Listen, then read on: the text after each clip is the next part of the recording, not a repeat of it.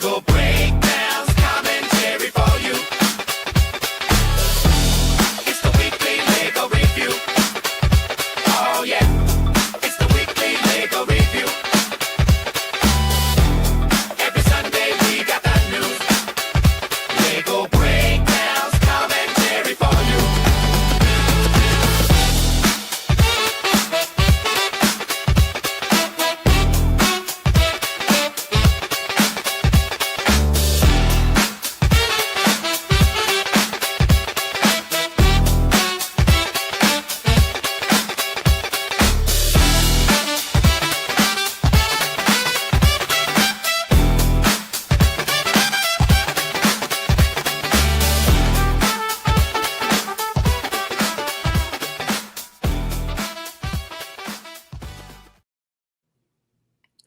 All right. Thank you for tuning in to Watching the World. We're here with criminal defense attorney Calvin Johnson, and what a privilege it is to have you, brother.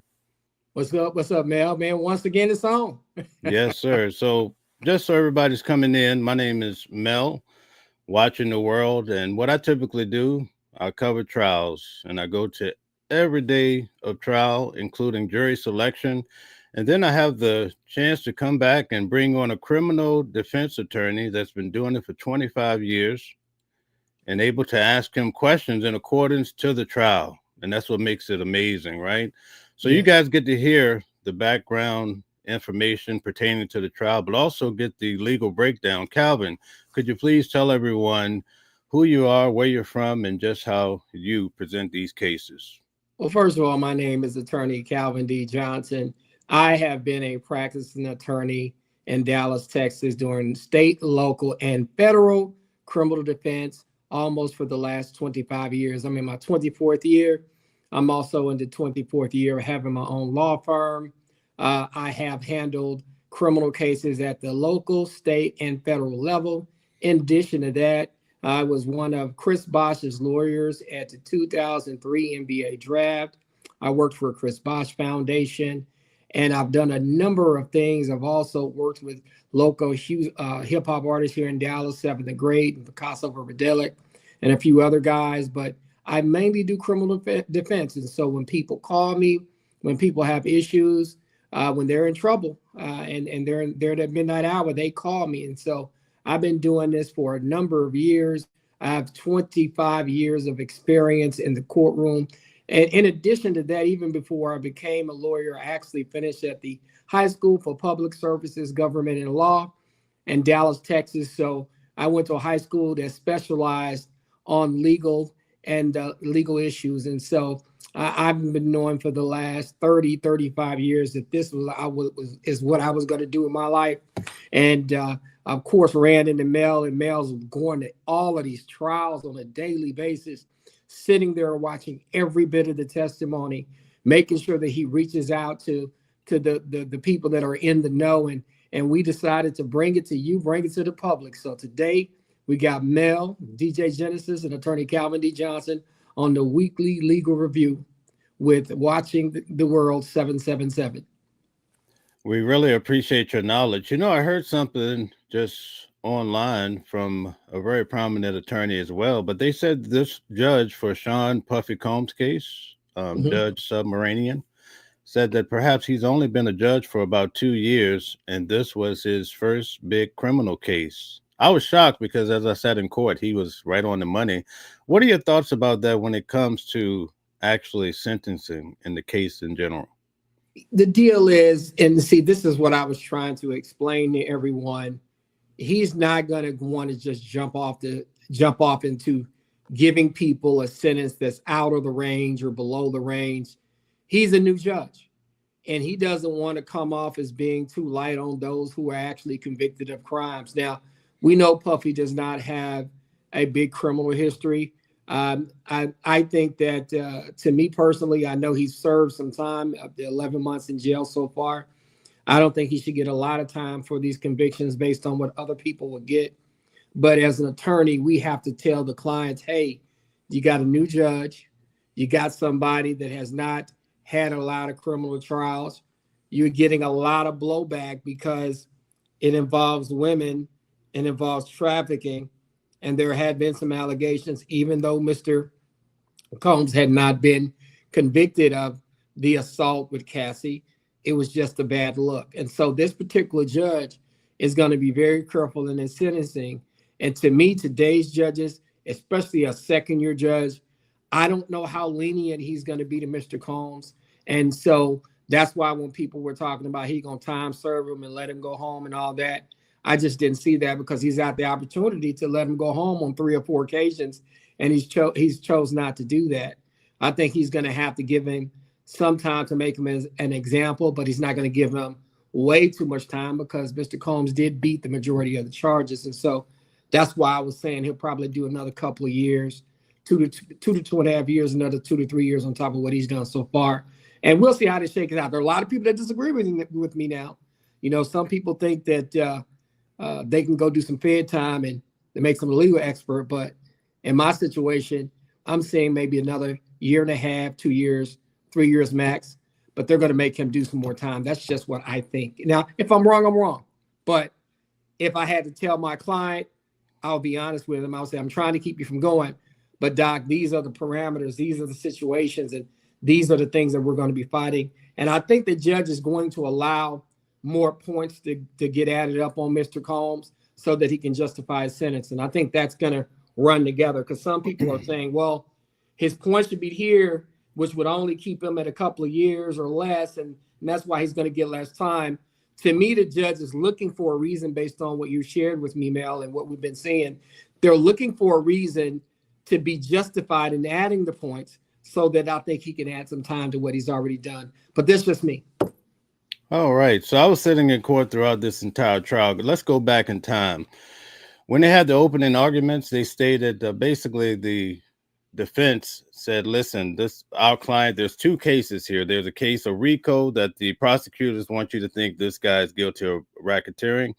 Then there's a second case that involves evidence and evidence only. And basically they said in that case that involves evidence, Sean Combs, he admits he's an alcoholic, on drugs. He admits to domestic violence, but he doesn't have a criminal enterprise. So after the verdict came down, we know what the verdict was. Mark Agnifilo stood up and says, hey, Your Honor, my client should be allowed to go home today because he basically beat the top 3 charges. He only has these 2 Mann Act charges left, right? Mm-hmm. The judge then came back at the end of the day. He flipped the script. He says, listen, I can't let the client go home because he's a danger. You guys conceded at the beginning of the trial that he's been guilty of domestic violence, right? Mm-hmm. This week, it broke out in the news that Diddy is perhaps, it's just a rumor, that he's taken classes or so forth, therapy for domestic violence. Do you think that's going to play a role here? I think it will. I think it's a situation where he realizes that he does have some issues with maybe taking things too far, maybe with some of what his anger is. And I think it's really good that he at least did that, because you got some guys that will sit there and then won't do a thing. I think it's going to help him somewhat. But with that being said, I think it's very hard to get past the optics of what happened to Cassie. And that's why I try to explain to everybody. They go, well, he didn't get convicted of that.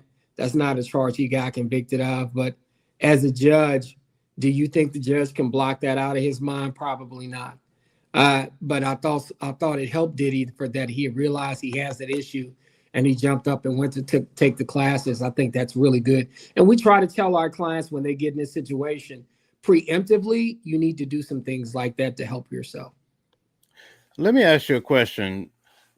Let's say in court, when different attorneys come in, are there some attorneys that the judge look at and says, hey, he made this statement, but I have to go research it? Or are there some attorneys like Maureen Comey that the judge puts a lot of credence to off the bat, and said when they make statements or they push for certain things, they're likely to get it? Well, the other thing is people have to realize Miss Comey at the time probably was going to be back in that court, not just one time, it may be multiple times. So sometimes when a judge realizes that he is going to be dealing with a state lawyer on a regular basis, there's a little bit more of a camaraderie that's built depending on the past relationship that they had. Now, I know Miss Comey and the judge didn't work together a lot because he had only been a judge for 2 years. But when you're a judge and you see the same prosecutors come in on a repeated basis, typically you're going to build some kind of relationship with them. And then a lot of the judges know that those attorneys, prosecutors won't try to sneak things past them, because if they do, they know they got to keep seeing this judge. So if as a judge, if I can't trust your word and you keep coming in here with stuff, the next time I see you, I'm gonna punish you for it.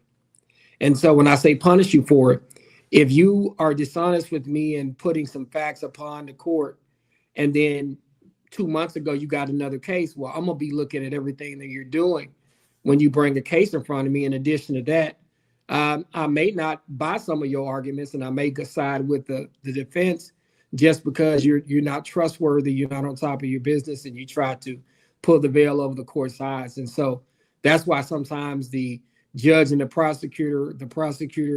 judge will say, I kind of take them at their word, because they know that they have to see them again. Okay. Were you shocked when you found out that Maureen Comey had been fired from her office there in New York City, Southern District? It doesn't surprise me. When you have somebody like Trump and the people that are in power right now, even though she got 2 convictions, she didn't get the big convictions she wanted. That's one issue. But the flip side of that is, would Donald Trump even want somebody trying a case like this, right? So when I say trying a case like this, we know Mr. Trump has his own issues. We know Mr. Trump is a man with money, power, and influence. We know Puffy's a man with money, power, and influence. Do you want to put your name out there as trying to convict men of money, power, and influence when you got the ultimate money, power, and influence man in office? It didn't surprise me that they fired her. In addition to that, she probably knows about a whole lot of stuff that they don't want people to find out about. So it did not surprise me that she was removed, especially under the current circumstances of how things are being handled with the new administration. Do you think it would have an effect on the overall sentencing? I don't think it does. I think ultimately that particular judge is in place. I think he doesn't want to be the judge that slap Puffy on the hand and let him go home, and that's the optics of it. And see, these are the things that I try to tell people. A lot of people we've talked to, even when it comes to Puffy, they get emotionally involved. And don't get me wrong, as a lawyer, sometimes I get emotionally involved. But when it comes to my clients, I will be telling Mr. Combs, hey, let's try to keep this number down. I don't know if he's going to do a time serve, but hey, let's try to keep it to where you can be out of here within a year or less so you can move on with your life. And then that's what we realistically should be shooting for. But as far as them giving you time served, I don't know if they're going to do that. But if we do well today, maybe we can keep it another year or less and we can have you to the house. That's what I would be telling Mr. Combs. And then that's, to me, that's a realistic expectation. When it comes to federal court and you have a new judge, is the judge on like a probationary period where others are looking in on his decisions, or can he pretty much do what he wants to do? He can do what he wants to do, but the rest of the judiciary is looking at him, right? And then you have to understand, if you're a federal judge, maybe you want to get moved up to maybe an appeals court judge or a Supreme Court justice eventually. So what you want to do is you want to hand out fair decisions that don't get reversed, and you don't want to come out being too aggressive or too lenient. And so that's why what I was telling you is that judge has a lot of power to do what he wants to do. He can accept the fact, if he has the lawyers brief him on this. Remember, he's basically telling the state to brief him on situations involving uppage of points, right? Because he knows that's what the state is seeking. And if the state can make a compelling argument of that, he's going to allow Puffy's points to go up so he can sentence him to more time. And so, because he just doesn't want to come off as being a judge too soft. And people have to understand, new judges, they have a lot of leeway. They're not on any probation or anything, but they don't want to be the judge that lets somebody get a slap on the wrist in a high profile case, especially not in this administration. That's not the route you want to go. So guys, we see a lot of people are placing comments. I'd like to ask you guys to hit the like button. It's very good to have a criminal defense attorney that's willing to come on every week and kind of break down even your questions that you submit as well. So please take a moment, just hit the like button. If you really like the material, you could also hit the alert button, so that every time we go live, you could be the first to know. Calvin, could you just take a moment? We have a lot of people in the building, 150. Could you just take a moment and explain again who you are and where you practice at? Yeah. Okay, so it looks like you got knocked off. So I'm basically asking you again to just tell everybody, we have a lot of people in the room, tell them where you're from and where you practice law at. My name is Attorney Calvin D. Johnson. I've been a practicing attorney here in Texas for the last 24, 25 years. I've been doing state, local, and federal criminal defense. I've been to federal court before. I've been to federal court on trafficking cases before. So I've done a lot of work these last 25 years as a criminal defense attorney. I've had thousands of clients over the last 25 years almost. In addition to that, even before I went to law school, I went to the High School for Public Services, Government and Law, which is a magnet school in Dallas, Texas, that basically centers around on people who want to get involved in the legal profession. And so that's what I did. I went to college, and right after college, I went to work in a law firm. I worked in the records department of one law firm, and then I went on to work as a project assistant in the second largest law firm in the world. At the time was Jones Day Reeves and Bogue, and I worked on tobacco litigation for that particular firm. So I have a long history in the legal profession. Even before I became an attorney, all I've done basically the majority of my life is work as a lawyer or work in law-related interests. So that's why Mel has me on the show, and he has me on the show because I have almost a quarter century of expertise in the criminal defense area. That's awesome. So we have quite a few loyal supporters in the building. I'm shocked. Even my sister is here, Shamika Harris. That's my sister. Welcome, sis. It's nice to have you on. This is the first time I'm seeing you in the comments. We have Sharon back, and Deborah's always here as well. We have Caddy, Southern Horseman. So a lot of familiar names. Oh, we have Lavender in the house. Check her out. She always does videos about hair care. So a lot of the women in the group, or men too, might want to go check out and see what she does as well. So we have a lot of good people in the audience. So Calvin, this is my concern. I would like for you to break it down if you could. When Diddy was trying to get bail for so many times, he was rejected. We sat through the trial. A lot of times it seems I expressed so well. I sat in the courthouse. It looked like during the course of testimony, like from Cassie and also especially Jane Doe, it looked like the judge was looking at Diddy mean mugging, as they would say in the street, right? When it came down to his verdict, right? Really, in most cases, the guy should have been able to go home. Mm-hmm. But the judge again came back and says, no, he's a hazard, danger, perhaps to society, some words of that sort. So what makes people think that the judge is going to be so lenient right off the bat when October the 3rd, the sentencing date comes? You know, I think a lot of people look at this situation and thought that the government overcharged on Mr. Combs. Some of us may not like Mr. Puffy Combs because of some of the behaviors he's allegedly been involved in.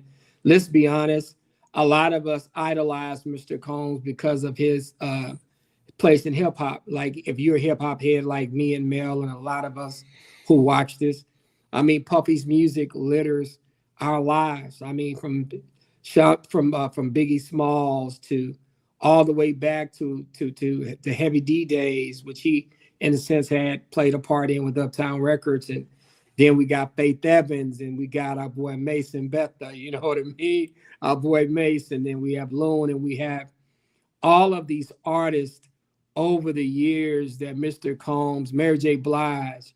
You know, when you start talking about Sean Puffy Combs, a lot of people get in their feelings about Mr. Combs, and I can understand that. But the realistic part of this is that when you have a situation like this and you see that a judge is repeatedly denying Mr. Combs the ability to go home, tells me that he considers Mr. Combs somewhat of a threat to somebody. He considers him somewhat of a threat to society because of the money, power, and influence he holds in just in his position of hip hop and having a lot of money and his wealth. And you have victims that are out there that are still not Team Puffy Combs, which means you still got Cassie out there and her folks and some other people who may not care for Mr. Combs that much. But I have to explain to people, you have to watch the tendencies of a judge, right? Everything that I do as an attorney, like in Dallas, Texas, I know all of the tendencies of the 30 some odd judges that I go in front of. I know each and every tendency they have, what they like, what they don't like, what they're most likely to accept, what they're not likely to accept. Even on certain days, if I'm going in there, or certain cases I'm going in there and I'm seeing certain things, that's going to tell me as an attorney, hey, this judge may not care for this situation or this particular individual enough for me to want to think that he's going to go lenient and be lenient with my client. And with Mr. Combs, he has turned Mr. Combs down for a mistrial. He's turned him down at least 4 times when he had the ability to give him a bond and he chose not to. And he repeatedly continues not to give him a bond and not to put him in a position to where he can be free. And initially, when he seemed like he was going to let him go home, he goes back in chambers, comes back with a completely different attitude based on what my man Mel is telling me, because Mel goes to trial every day and he sees what the judge is doing and is not doing. That doesn't tell me that he's going to be lenient on Mr. Combs. If he was going to let Mr. Combs go home, he would have let him go ahead and make bail on his last time and let him go on his way. But to me, I don't see him doing that this time because he didn't let him go home then, and I don't think he's letting him go home now. With that being said, I don't think he's going to give Mr. Combs 10 years or 6 years or 7 years or 8 years. I don't think he's going to do anything like that. But I think that the fact that Mr. Combs has already done about 11 months, I could see it anywhere from 1.5 to 3 more years him doing actually in jail is what I'm kind of thinking about based on the situation. And it's because this new judge is going to want to set a precedent of, hey, when you come to my court, I'm not going to go super light on you. I'll be fair, but I'm not going to go light on you. And I think that's where he's trying to fall, in the middle. So I was sitting in court and I noticed Mark Agnifilo, he gave the closing arguments or closing statements to the jury. And I noticed Mama Combs was sitting on the far left. The bench is like church pews. It lines up about 7 people. You had Mama Combs, you had the 3 sons lined up, and then you had his 3 daughters, the twins and the other girl. I think they're all around 18. And then Mark Agnifilo stood up and he says, listen, his family is here today, and he also has a smaller child, I guess around a year old or something like that. Is that just a myth, or does it help you when your family show up to your case if you had one? It does help because it shows that you have family support. Sometimes I tell people as a judge, what am I letting this defendant go home to? Am I letting him go home to nothing? Or am I letting him go home to just another den of debauchery? Or am I letting him go home where I know he looks at his family and says, you know what?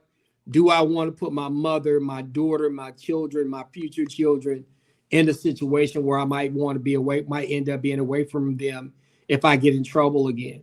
And so when you have a lot to lose and you got your family there, it eases the judge's mind that you may curb the behavior that caused you to get convicted in the first place. Like I'll say this, and I can't speak for Mr. Combs, but I seriously doubt he ever wants to be in the situation he's in right now ever again in life, based on him having to go through this, based on people knowing all his personal information, based on how hip hop is and his legacy. He doesn't want to ever go through this again. So you line your family up out there to try to show that you don't want to do this again. And the judge will look at that as like, he's less likely to reoffend because he has this family here that's going to be part of his healing process and his rehabilitation process. Okay. Today I was driving down the road and I saw this sign. It made me think about, it looked like it was OnlyFans on a car. And I thought about a point in court. I said, let me ask Calvin, Jane Doe, when she was in court, they were trying to prove coercion.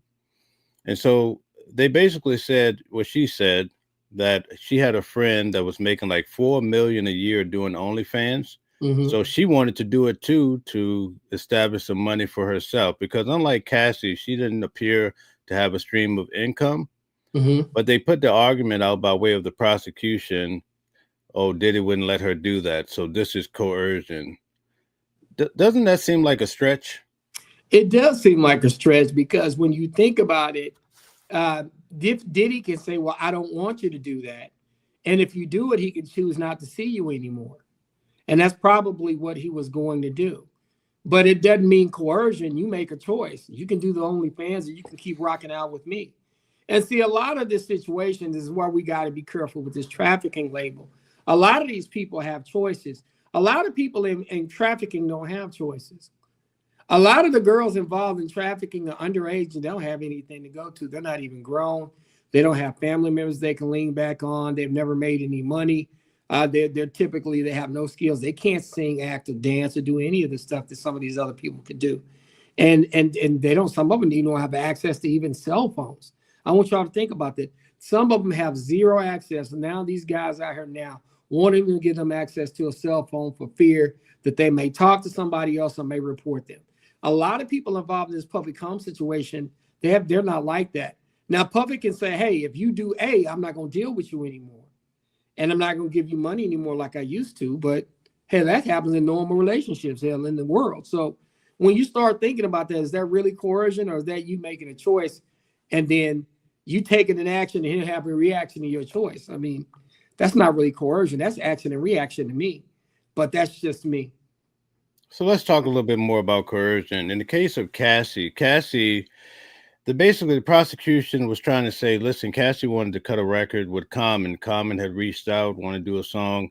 Diddy said no. The defense says, well, in the seat that he sits in, he has the right to say no because maybe he thought the song would not have been very effective. But isn't it strange that the government would try to make a big deal about a matter that he has a right to speak on? Well, hell, they don't understand music. There's certain people that you don't want folks to collaborate with. That might, Common and Cassie may not be in that same lane, even though they're musical artists. You might not want to pair Cassie with Super Clean Common. You might have wanted to pair her with somebody that you thought was going to help boost her career a little bit more.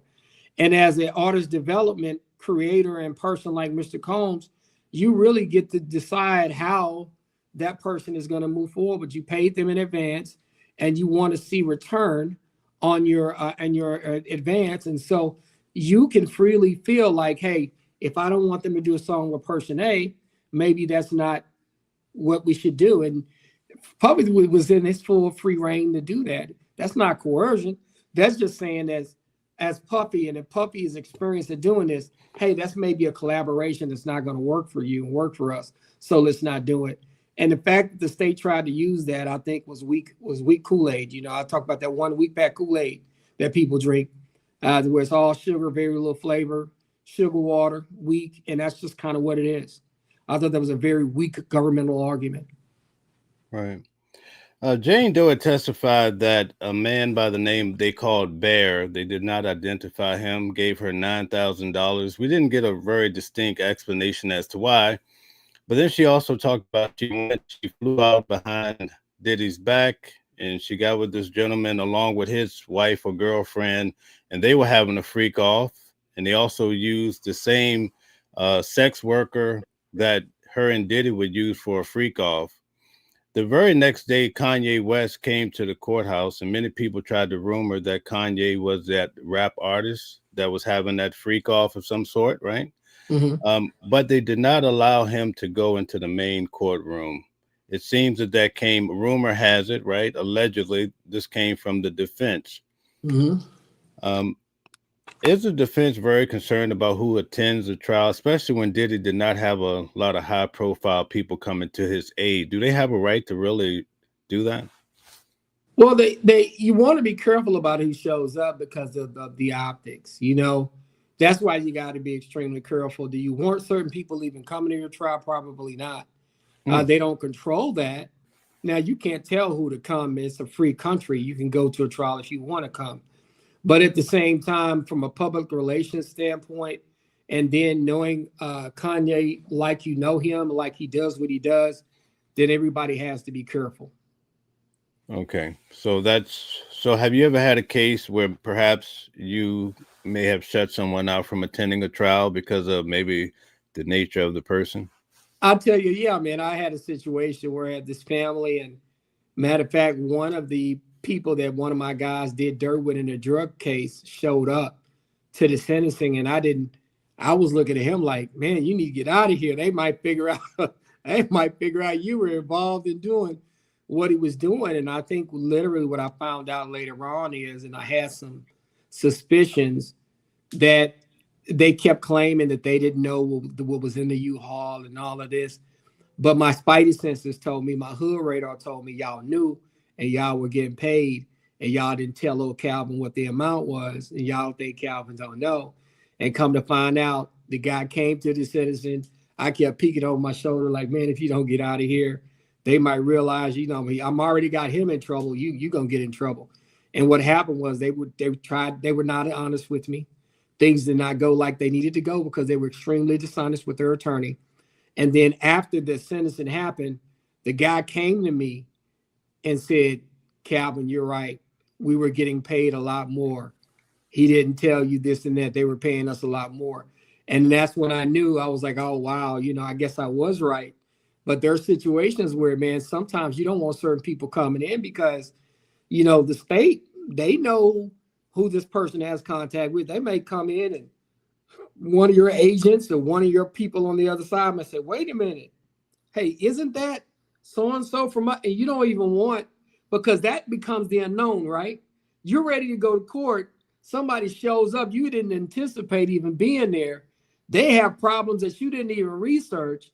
So it's almost like getting punched in the mouth by Mike Tyson, right? Everybody got a plan to get punched in the mouth. And some of these people randomly showing up with their random issues could be a punch in the mouth. Then you lose your plan. And so that's why as attorneys, sometimes you don't want just anybody showing up. I saw Mama Combs one time talking, several times she would be talking to the defense attorneys about perhaps her concerns about the case.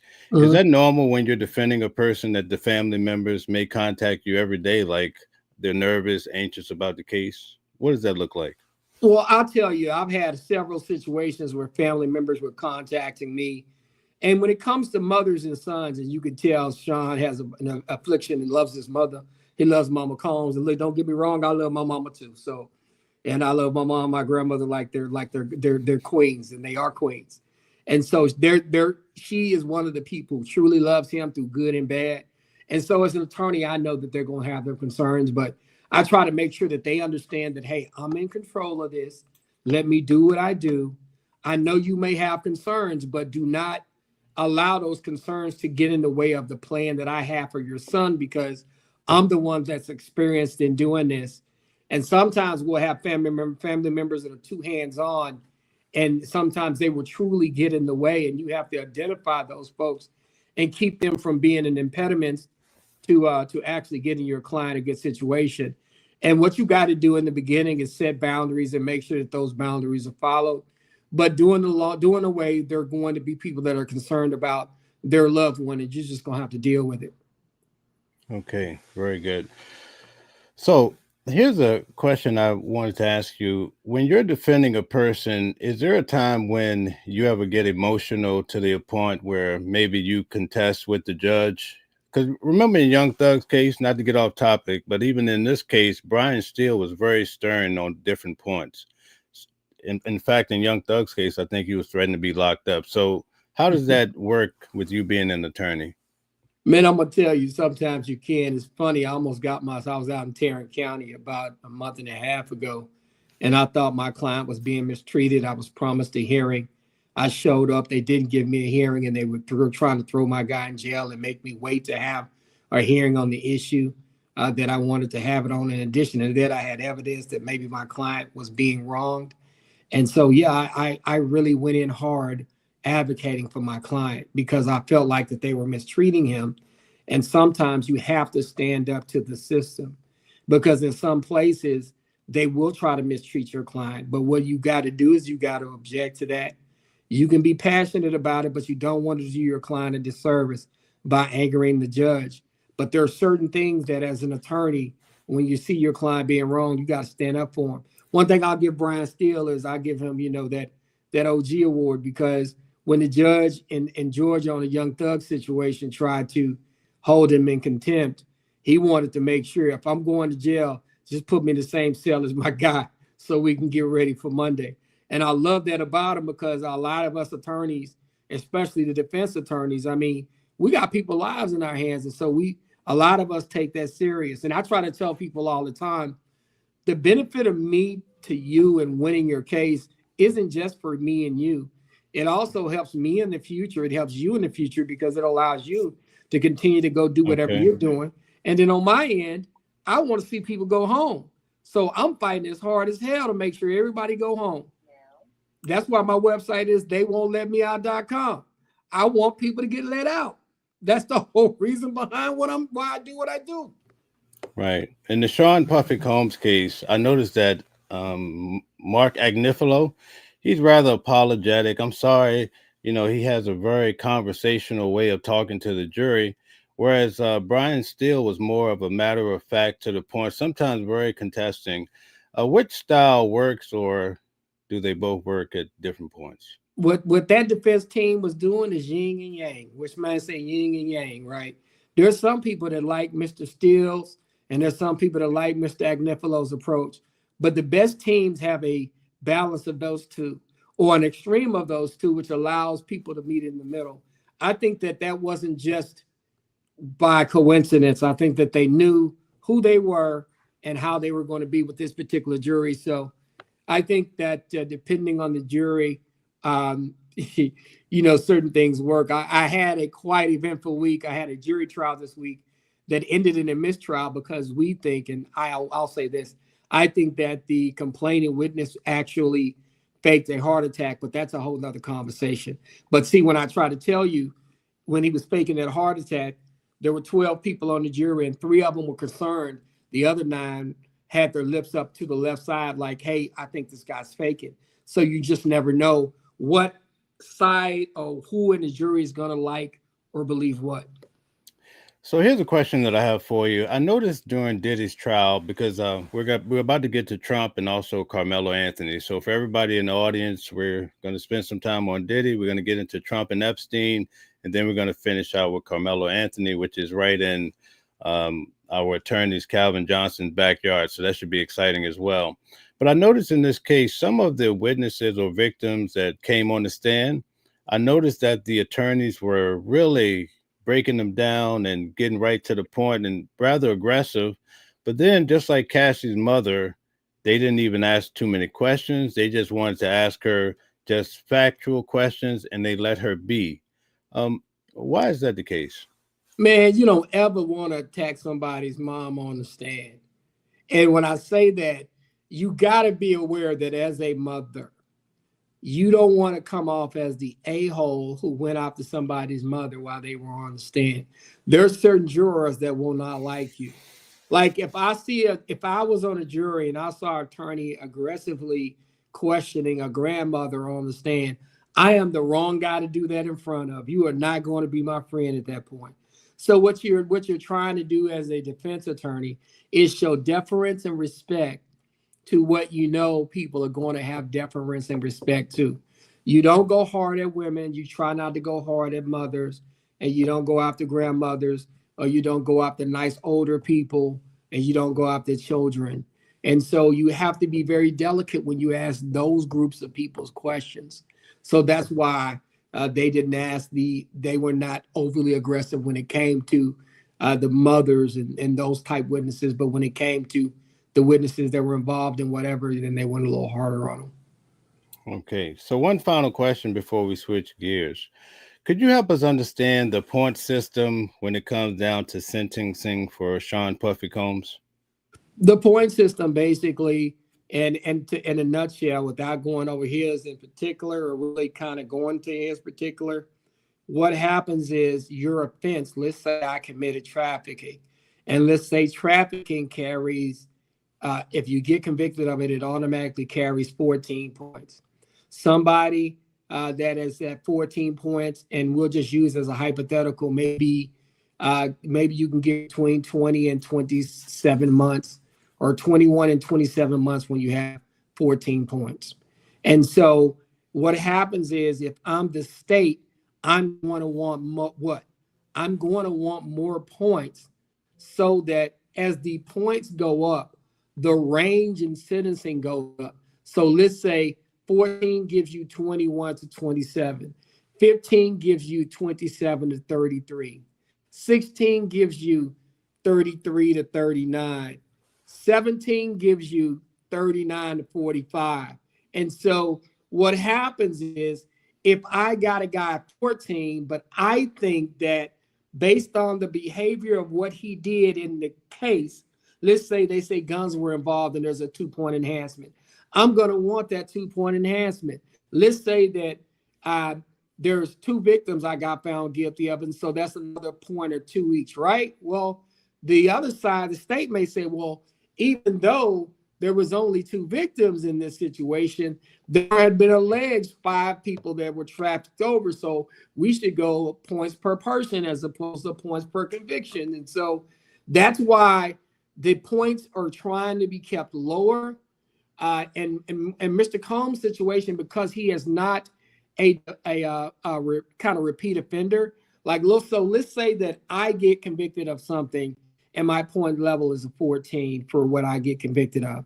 Okay, my sentencing is 14, and that's 21 to 27. Let's say if that was the range, because I'm not particularly looking at stuff right now. Let's say just call it for that. But let's say Mel gets convicted, and let's say Mel delivered a couple of packages back in the day. Mel and did a couple of strong arm robberies back in the day. So, and let's say Mel did the robberies 5 years ago, and he had the drug conviction 10 years ago, and he had 2 drug convictions, 2 robberies. What happens is now 3 points get added for each conviction. So I went from a 14-point conviction, 3 times 4 is 12. Now I'm at 26 points. Not only am I at 26 points, if you have a certain amount of points related to your behavior and guns are used, or too many points get added, you actually get moved over to another graph that even sets the minimums higher. And so that's how the point system working. That's why there's going to be a big argument about how many points that Mr. Combs gets, A, and B, what the judge is going to accept for his points.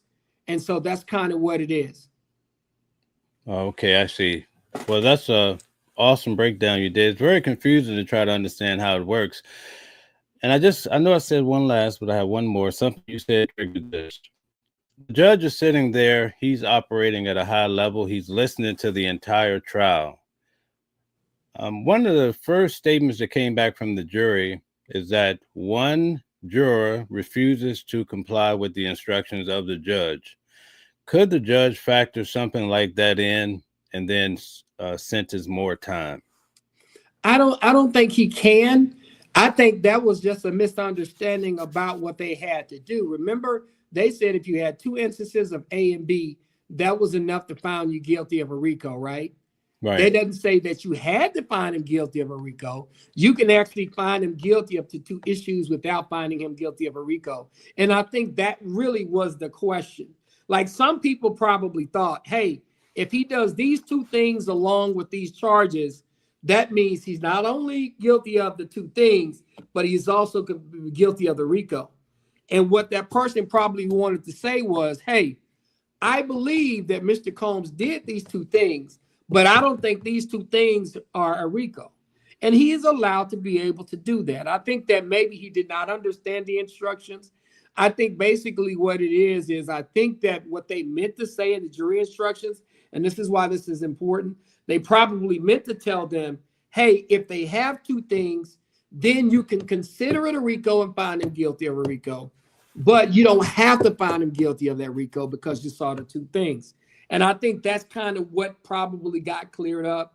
And I don't think the judge is going to take that into account. And honestly, I think that's what was going on. And that's why when it comes to jury instructions, Those things are very important. They can be confusing if they're not written properly.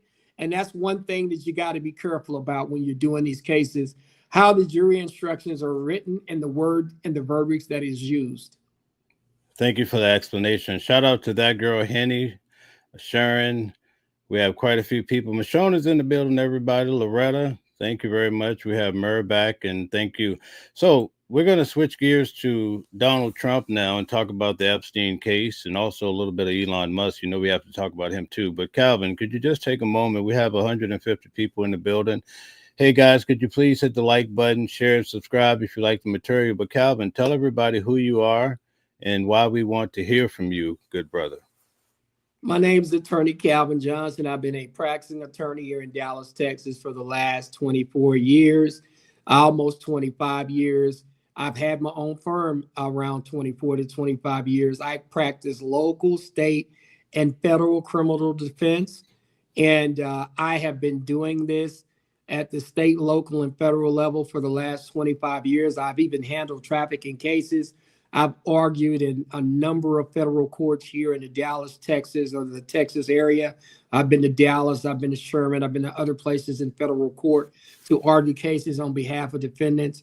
And even before I became a lawyer, I attended the High School for Public Services, Government, and Law, which is a local magnet school here in Dallas, Texas, in the Dallas Independent School District. And it was centered around people who wanted to become attorneys. So I literally, since the beginning of my ninth grade year, have been involved in law-related things. I went there, graduated, and they got me an internship. And even through law school, I worked at law offices.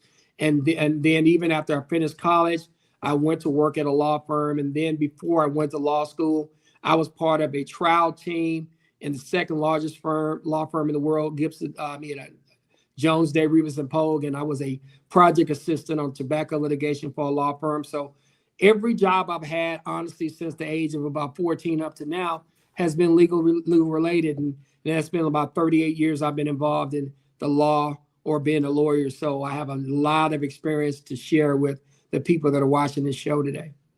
All right, guys. And my name is Mel. What I do primarily, I go to court cases, I set and I take notes, and then I come back and bring it to you guys so that you can kind of navigate through the salacious things you might hear on the internet and find out it wasn't in court. And that's what happened with Sean Diddy Combs' case. We found out that it wasn't in court.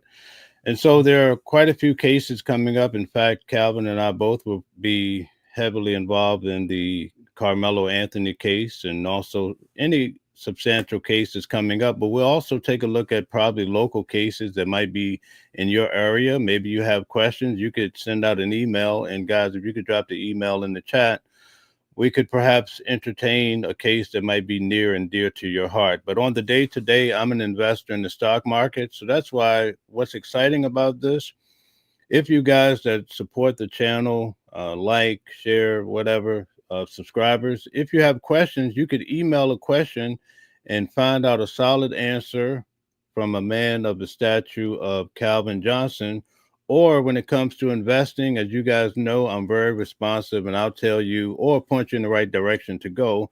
So we appreciate everybody that really supports us, especially for this Sunday show. It's beautiful to have you guys here. Now, Calvin, let's get into Donald Trump and Epstein. If you follow this at a high level when it comes to Donald Trump and all of the things that they've accused Donald Trump of, would you imagine that Epstein was the kryptonite? I'm going to be honest with you, man, this Epstein thing. And I think when you think about it, the Puffy Combs trial makes you think about Epstein more, right?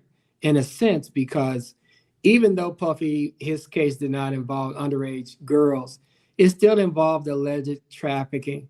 And it allegedly involved a lot of big names.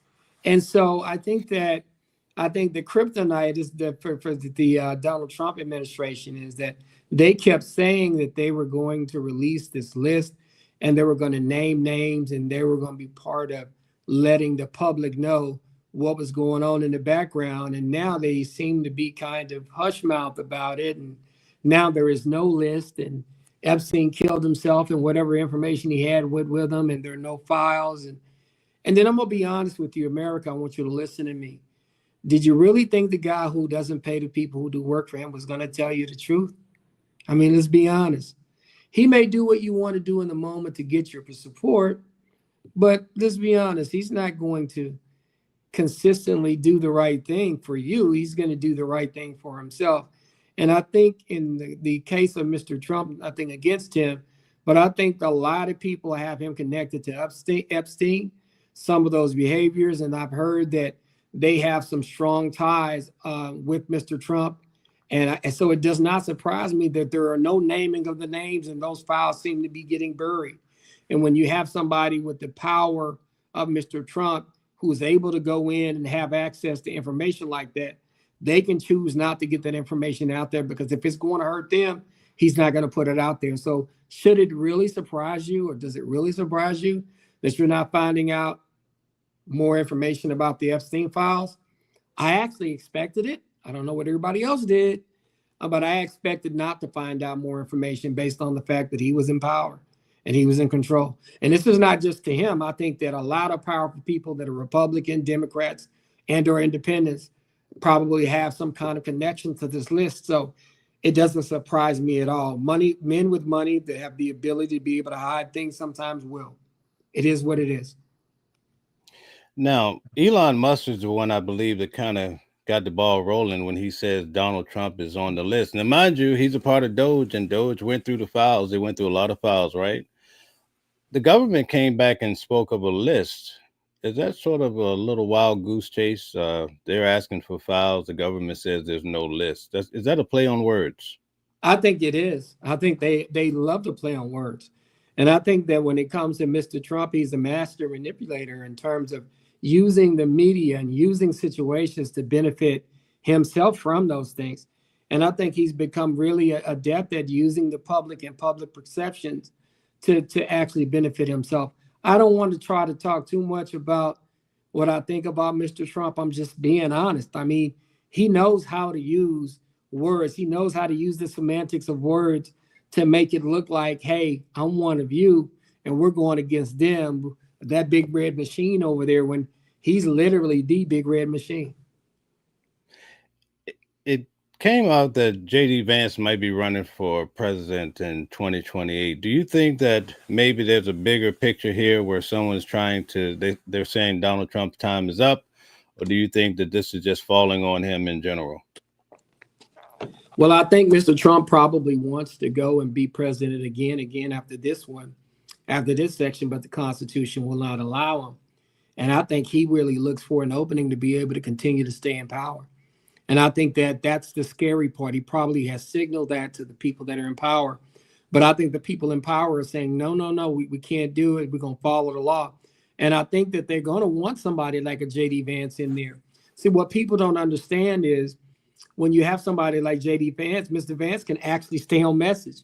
He can actually continue to, without raging, he can actually go in and consistently implement policies that hurt a lot of people that they don't like. And so that's a scary situation having him as president. He might be actually able to focus for 6 months to a year straight or a couple of years straight. And that could wreak a lot of damage on a lot of people and wreak a lot of havoc in the lives of ordinary Americans who need assistance. What are your thoughts, perhaps even with your colleagues? I know you hear a lot of talking in the courtroom. Do most people that you talk to, are they really that concerned about Donald Trump right now? They're starting to be a lot more concerned. I think when he first got elected, I think they wanted to see some of the things. I think some people that I happen to know, they were concerned about immigration. They were concerned about money. They were concerned about some things going way too far left. And so I think those people initially were happy that he was coming in and resetting their clock. But I think I'm seeing a lot of buyer's remorse. I'm seeing a lot of buyer's remorse from the Hispanic community that decided to support him now that their relatives and their friends are being herded up like cattle and thrown out of the country. I see a lot of regret from middle America, who people think that these welfare cuts and these Medicaid cuts and some of the public aid cuts are going to hurt the cities. No, they hurt rural America more than anything. Rural America, a lot of the times, is dying, and they depend on post offices.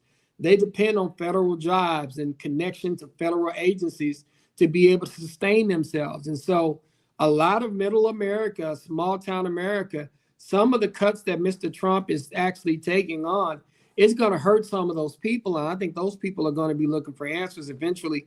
I just don't know if the Democratic Party is going to provide enough of them, because they have an unwillingness to court people in the middle, and they want to go far left, just like the Republicans that went far right. So I don't know. It's going to be very interesting.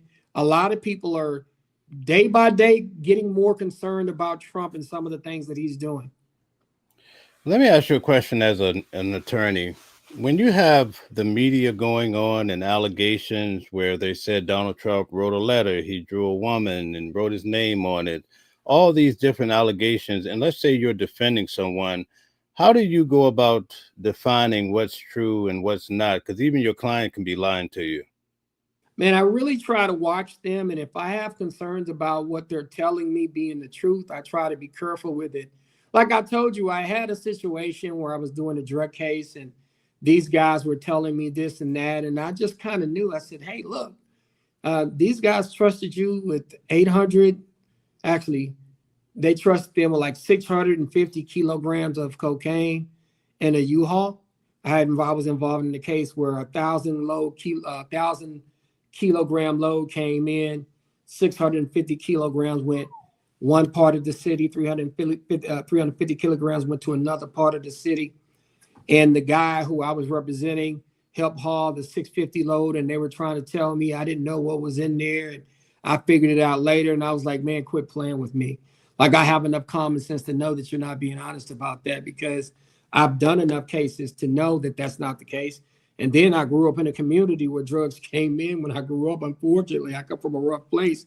So I knew that they had to know who they're handing that kind of load off to make sure that they don't get robbed, because we're talking millions of dollars of cocaine that's being shipped from one area to the next. And they're just not going to trust it with anybody.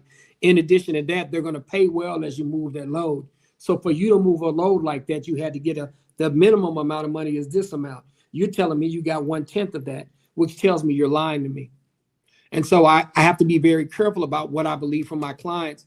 And so do I share that with the other side? No, I don't. But I try not to depend on it in defending my clients, so that I don't end up defending something that can easily be disproven as a lie. Okay. Missy Motormouth says, I'm glad I called to life. I do have a question. If you see this comment, what do you think about Tisa turning on Trump, reading the letter like it's true blue gold? I was upsell, hell, Trump exposed Epstein. Well, if it's like this, when somebody decides to let you go or push you out there or make you the enemy, that's just human nature. If you have a job or position with somewhere or a place with somebody, and then they decide that they're just going to cut you, and you feel like that they're cutting you, and you feel like that you're being wronged, a lot of people will come out and they'll speak out for themselves, and they'll rage against you. And I think that's what's happening here. And I think Mr. Trump needs to be careful, because there are probably a lot of stuff that a lot of people he work with that some information can come out that could really harm him. So I think he needs to be careful in doing whatever he's doing, because there are a lot of unhappy people that he probably got rid of that no longer work for him. Okay, we're down to our last 2 or 3 minutes of talking about Trump before we go into Carmelo Anthony, our last 15 minutes. JJ says, I think he will be the next one. I don't want to get kicked out. Black dude here, immigrant here, voted for Trump. What are your thoughts? What do you mean? This is what I'll tell you. My concern for people was this. Now, listen, if you're an immigrant and you don't have papers to be here, and you know people that are just working folks that are not causing any problems, that are working and maybe not committing any crimes, you had to be extremely careful about what you were voting for. Some people will think, well, if you're not a citizen and you're voting for A, B, and C, why would you do that? Because you might be harming yourself. And I think in that situation, you got to be careful and understand that the people that support Mr. Trump, they don't want you here in this country. And when they get rid of the illegal immigrants, the other people are going to be fair game. and there needs to be an understanding on down the line that's just going to be that. So with that being said, right now you may not be the target, but eventually you will be. All right, guys, we have close to 160 people in the room. Please hit the like button so we can get the voice out louder. Steve Haffaker says, if you're illegally in the country, you got to go. What do you think, Calvin? Hey, man, I can't disagree with that, because I think that everybody got to have some rules for being here. I'm upset that both parties have not set parameters where people can actually gain citizenship in a reasonable amount of time using a reasonable process. But I can't argue when you're here and you're not supposed to be in the country that you shouldn't be here. And with that being said, I think we have to have some empathy for some folks, and we need to understand, if we want people out this country, there's going to be collateral damage in terms of who's going to do certain jobs. Are you going to be affected? Of those people that are close to you going to be affected? I think eventually a country has to have a rules for its admittance. So I can't really argue with them. I just think that there needs to be a way upon which doing it that's not so cold-hearted, and also that does not affect our country financially and just morally, while you're trying to remove these people from this country. Especially if you're committing crimes, you got to go. I get that. The other folks, I think there should be a way where they could get here legally, and it should be a simpler process. But I can't argue, if you're not supposed to be here, you're not supposed to be here, and I understand that. Okay, two statements and one question. Tammy Pierce, shout out to you. Thanks for being here. This is what we voted for. Then John Fargo says, from the ocean to ocean, America would be free, U.S. And then Talith asked the question, do you think it's acceptable to protect PDFs? Do I think it's acceptable to protect what I guess, yeah, I got to be careful. PDFs, I know what that means. So no, I don't think it's acceptable to protect them. I think that they should get their just due. When it comes to doing stuff to younger people, that's inappropriate. That should not happen. I don't care if you're Donald Trump. I don't care if you're a rapper. I don't care if you're a regular person. For any reason, I never supporting those people and not holding those people accountable, because I have a child, and then I know people who have children. I work with kids all the time, so that's the way I look at it. Shout out to JJ. JJ keeps coming back. It says the Democratic Party was focused on the wrong thing. I don't think Trump is correct about everything, but considering the alternative, it's not much there, he's saying. Well, I'm gonna tell you this. This is my problem, and some people will get mad at me. They were focused on the wrong thing, and I'm gonna tell you, when I tried to tell them that, they attacked me. They were focused on abortion. They were focused on the LGBTQ community, not saying that they're not a priority. They were focused on abortion rights and women's rights, and I get that. But when you do that, you're also shying away from the regular person. Like, I give people an example. Me as a black man, as a family, what is that party offering me? Or you put me in a position to take care of my family better? Or you put me in a position to protect my daughter and my child better when they go to school and they're trying to be indoctrinated into certain things? Are you protecting us as citizens when you're just letting anybody run in and do whatever they want to do? Are you really helping us by forgetting that the everyday average people who used to be the core of your party feel like that they're being ignored?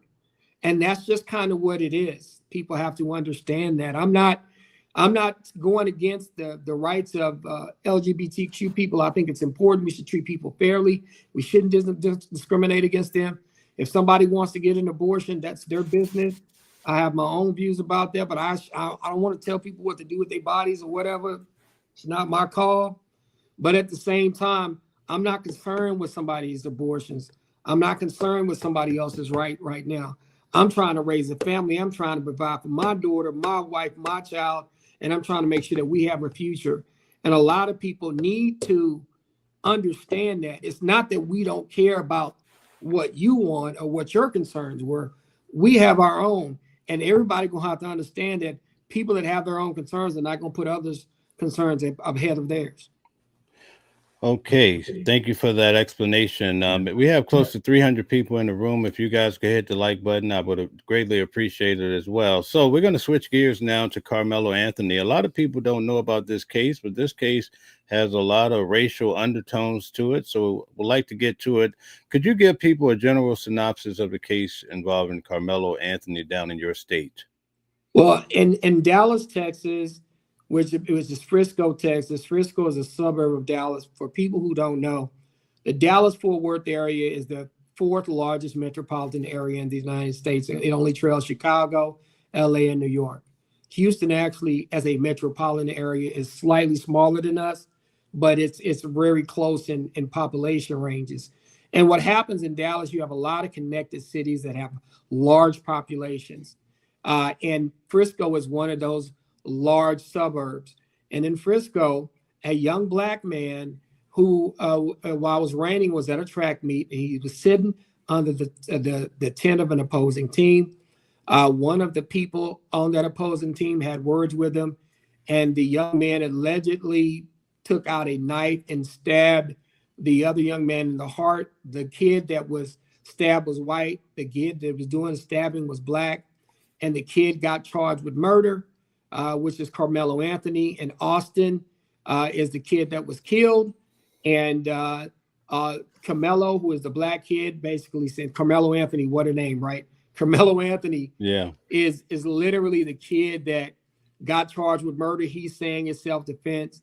And it set off a firestorm down here in the Texas area because some people feel like it was justified because it was black and white, and those white boys said something to him and they wanted to bully him. And then you have some folks that say, hey, wait a minute, he wasn't being bullied. He shouldn't have even had a knife at a track meet. Why is he jumping up and automatically stabbing someone and then stabbing someone in the heart to where they died? That's too much self-defense. He ended up lying. So why did that even happen?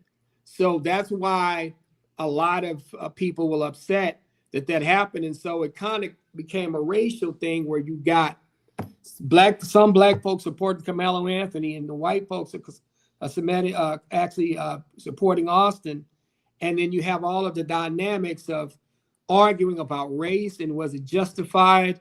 And even with that being said, you got some folks that said, hey, these are two kids that shouldn't be resolving their issues like that. They tried to make Carmelo be a black racist and Austin be a white racist. And Austin's dad was actually approached by white supremacist leaning organizations saying that they were going to advocate for him. But Austin's dad, to his credit, said, no, you're not what I stand for. I'm a believer in God, and we don't allow that. And then you had a guy named Dominique Alexander who works for a civil rights organization in Dallas come in and start stepping in and making some comments that people that are on the white side were basically offended about. And so, and he felt like he had a right to make those statements based on the racial change of what was happening. Basically, you have a 17-year-old black kid who stabbed a 17-year-old white kid. Both of them are getting ready to go to college. And there's an argument of whether it was self-defense or was justified. And the matter is going to be set for trial, and it's going to play out in court. So tell us something. When it comes to this case, what should we expect early on as far as how it's going to break down? Well, number one, the court that is listed in is the Honorable John Roach Jr. I know Mr. Roach. I actually did a slight bit of work for Mr. Roach in the summertime of my third year of law school. He was actually one of my mentors when I first started practicing law. He was very helpful. He's out in Collin County, and I'm black, of course. He's white, but wasn't a race thing. I just wanted to learn from lawyers. I had mentors that were black and white. Mr. Roach was a great attorney. His dad was a former DA, but he runs a very no-nonsense court. He's very fair. He's very efficient, and he's not going to have any foolishness that occurs in his court. So I think you should look forward to a very well-ran case when this case goes to trial, and he's not going to play any games with the state or the defense. It's going to be ran professionally and fairly based on what I've seen from this judge in that court. Okay. How important is, let's say, the publicist when it comes to this case? I noticed they keep changing and whatnot. Yeah, I think that they've kept changing. When it comes to publicists involving criminal defense cases, I'm I'm gonna be honest with you. I don't like a lot of that because I don't want a lot of statements being made, and then I don't want the person who the publicist to outshine my client or to have their interest outshine the interests of my client. So I'm not a big guy on having a publicist in this situation. If I do have one, they will put out a written statement. They will not be having press conferences where a lot of questions get asked because I don't think that there's a place, especially when somebody has lost their life. So when somebody has lost their life and you got a publicist and you got all that kind of stuff going on, I just would not do it. As an attorney, I would definitely control who that would be. And if they got on the line, they couldn't work with me because I don't play that because I got somebody's life in my hands. So I'm not a big fan of having publicists, especially ones that give press conferences in the middle of a situation where somebody lost their life. Okay, very good. We're going to be allowing people to come up and share into the conversation in about 5 minutes. We're going to entertain a few questions in the comment section in regards to Carmelo Anthony before we open this thing up.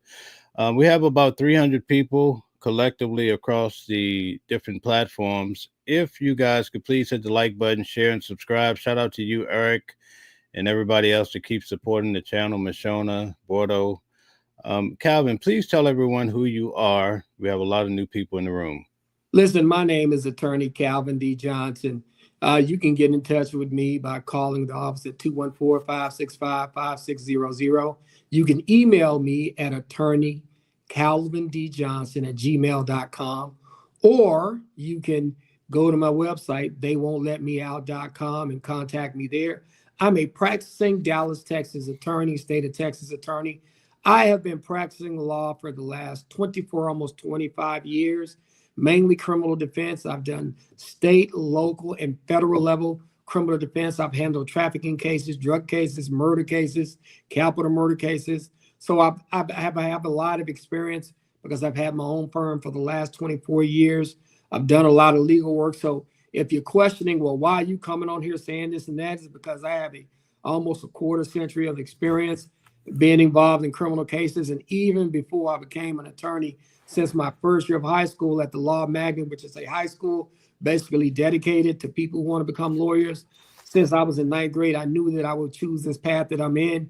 And I've been doing this basically since I was a teenager, being related to law in the last quarter century, almost running my own law firm. So that's why Mel has me on this. And this is why I'm qualified to make the comments that I make every day, every week when we do this show, 2 p.m. Central Time, 3 p.m. Eastern Time. We do this every week on every Sunday afternoon. Okay, very good. My name is Mel, and what I do, I go to some of the most interesting cases in the United States. I covered Trump's case, Diddy's case, and a lot more to come. We go to the court case, take notes, and then I come back and have Calvin break it down from a legal perspective so you can ask those hard questions. Now, when it comes to the comments, as we're wrapping up with Carmelo Anthony, Rocco says, if I had a case, I would want him as my attorney. So, Calvin, you have somebody that's rooting for you in the comments. It's a beautiful thing. Hey, man, thank you. You know, what I try to do is I try to tell people, I've been doing this for a while. I try to fight these cases like if I'm going to jail, because when somebody goes to jail, I don't like that happening. And I try to help people as much as I can because I understand the implications of people doing a lot of time. I grew up in a community where I had a lot of guys go to jail, do a lot of hard time, and it affected their families for generations. So when I go out here and practice law, I try to do the best for my clients. Okay, we have two opposite sides of a spectrum. JJ says Carmelo is done. Lone Wolf in the Lion Club. Welcome back, Lone Wolf. Says, I believe Carmelo will beat the charge. What do you think, Calvin?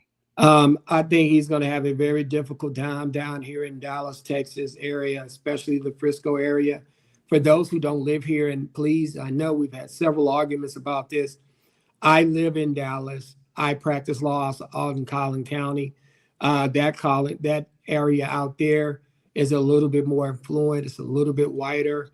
It's a little bit more Republican. It's a little bit more tougher on crime. There is a giant pocket of African-American in terms of population out there. But when I say giant, I'm saying there's a good percentage of us that live out in the Collin County area. But when you look at a Collin County jury and what that jury makeup is going to be made of, when somebody lost their life, in a situation where there's literally an argument about whether somebody should be under a tent or not.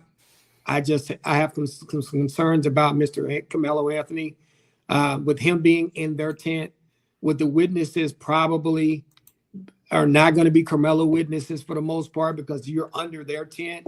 And I just have some concerns for him. I think he has a good attorney that's going to defend him well. I just have concerns about what's going to happen to him because it's a lot to where somebody's arguing over whether it should be in a tent or not, and then somebody losing their life. And that's a lot that you have to kind of go into to kind of justify not just self-defense, but that level of self-defense based on what Texas law says.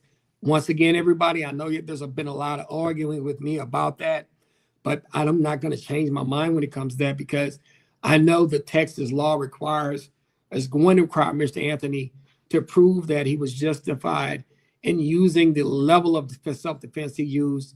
And basically, he's going to have to show why he was using deadly self-defense. And that's a concern that I have. And that's where I think he's going to have some trouble at. I'm telling you, Calvin, it's great to have you on this channel, man. The way you break things down, it's very tough to get that type of information on the day-to-day. So we really appreciate, I speak on behalf of everybody, we appreciate the way you break things down at a high level. We reached a time now where we can allow people to come up so we could drop that link. We're at that point. So I'll have DJ Genesis drop the link on her side, and I'll drop the link on my side, or, oh, it worked for both. Okay. All right. So if you guys would like to come up and give us your opinion, share some thoughts, ask some questions, now's the time to do so. Until then, I just had a couple more questions for you, Calvin, as Yes. people decide to come up or not. Okay. We have Zion in the building. Okay. So, Calvin, let me ask you this question. Yeah.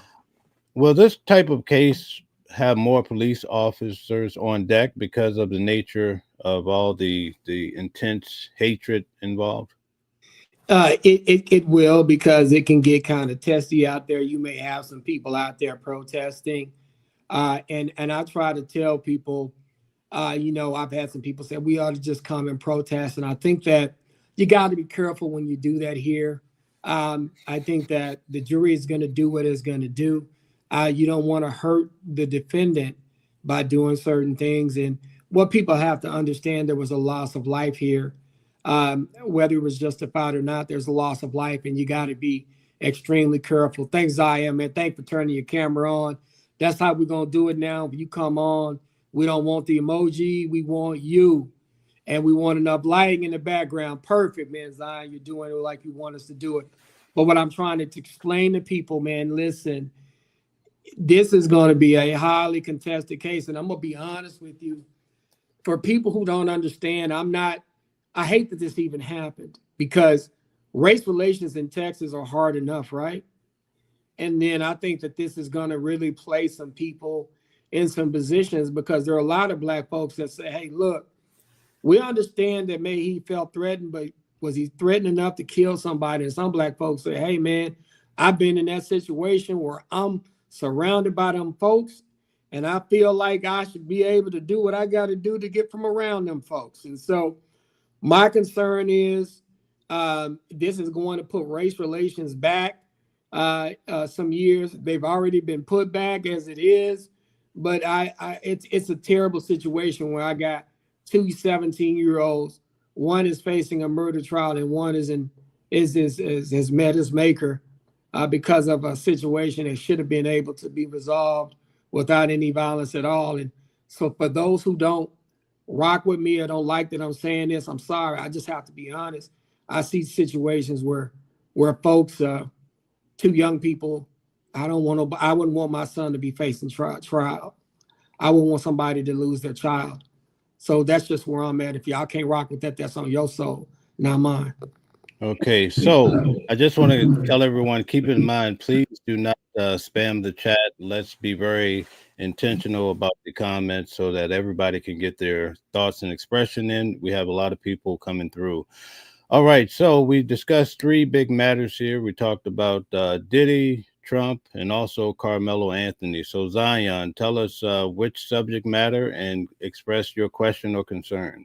Right. So Yeah, so I'm more focused on the Carmelo Anthony situation.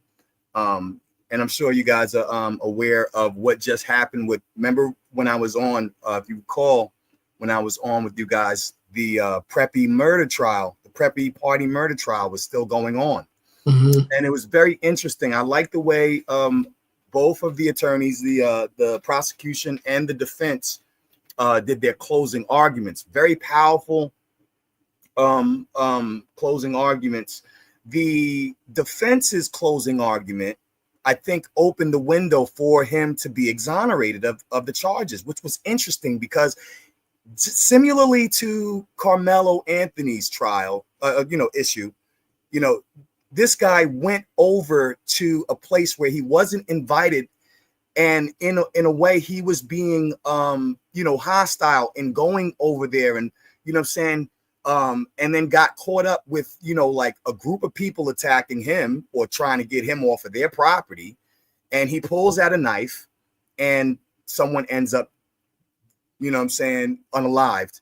And there's 4 other people who were like, seriously injured. But all of these guys are teenagers, Similarly, in with Carmelo, from what I'm hearing, and you can give me further insight if you have some, Brother Calvin, that he was in their tent, and there was 2 brothers that were involved in getting to him. So the not to get too far, the defense argued that, number one, this young man he's a teenager and he was afraid. There was multiple people. He was not on, and on top of that, he's not a expert in knife fighting.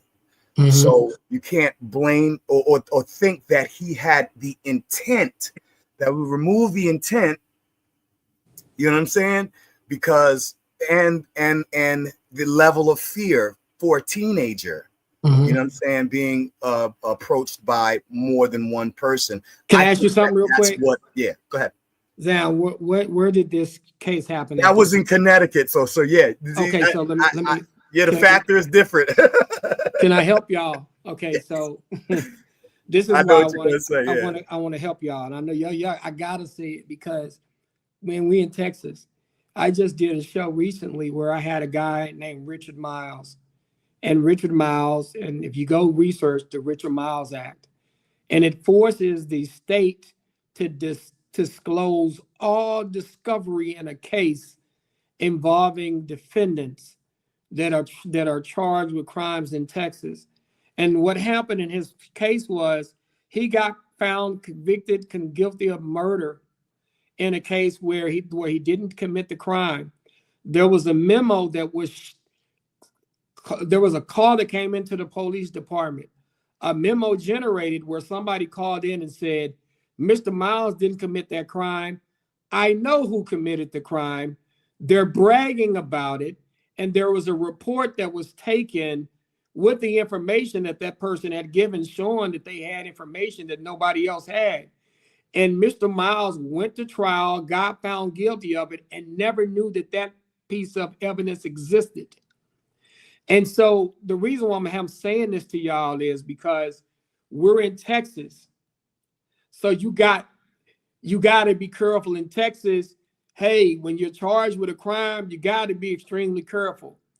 And I'm being real with y'all. Some people going to get mad at me. You got a black young man. I always try to tell my clients, let's be real. You got a black kid in a tent, a couple of white guys. White guy ended up dead. That black guy better be able to justify he had the right to use deadly force. I'm going to say what everybody else does not say. I'm just telling you the truth. Because the jury that's going to be out there is not going to be a lot of us. Because we don't end up on juries. And I'm going to tell you, I heard people, man, he was bullied. He's going to have to prove that he was bullied. He's going to have to prove, and it's going to be more. It's going to take more than just his word. And my concern for him, if I'm defending him, you're in their tent. I always tell people, quit playing them away games, right? Y'all heard me kept saying, I did not tell you about playing them away games. There's a scene on The Wire where Avon Barksdale tells Stringer Bell, didn't I tell you about playing them away games? When he says that, that's serious, because the people that you have to rely on, and me being an attorney, you're having to rely on the opposite teams, referees, and teammates. And what is the likelihood that they're going to give you testimony, sworn testimony, that's going to benefit you? They don't know you. They know the person that was killed.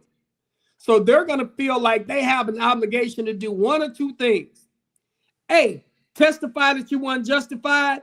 B, even if they have some reason for you to testify on your behalf, they're going to keep quiet about that part of it. You know why? Because that was their guy. And everybody goes, oh, I'm going to argue. Listen, please understand, I'm not against Carmelo Anthony.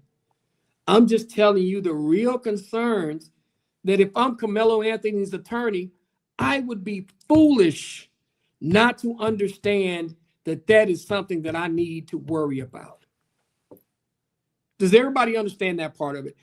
If you want to disagree with me, great. I totally agree with you on that.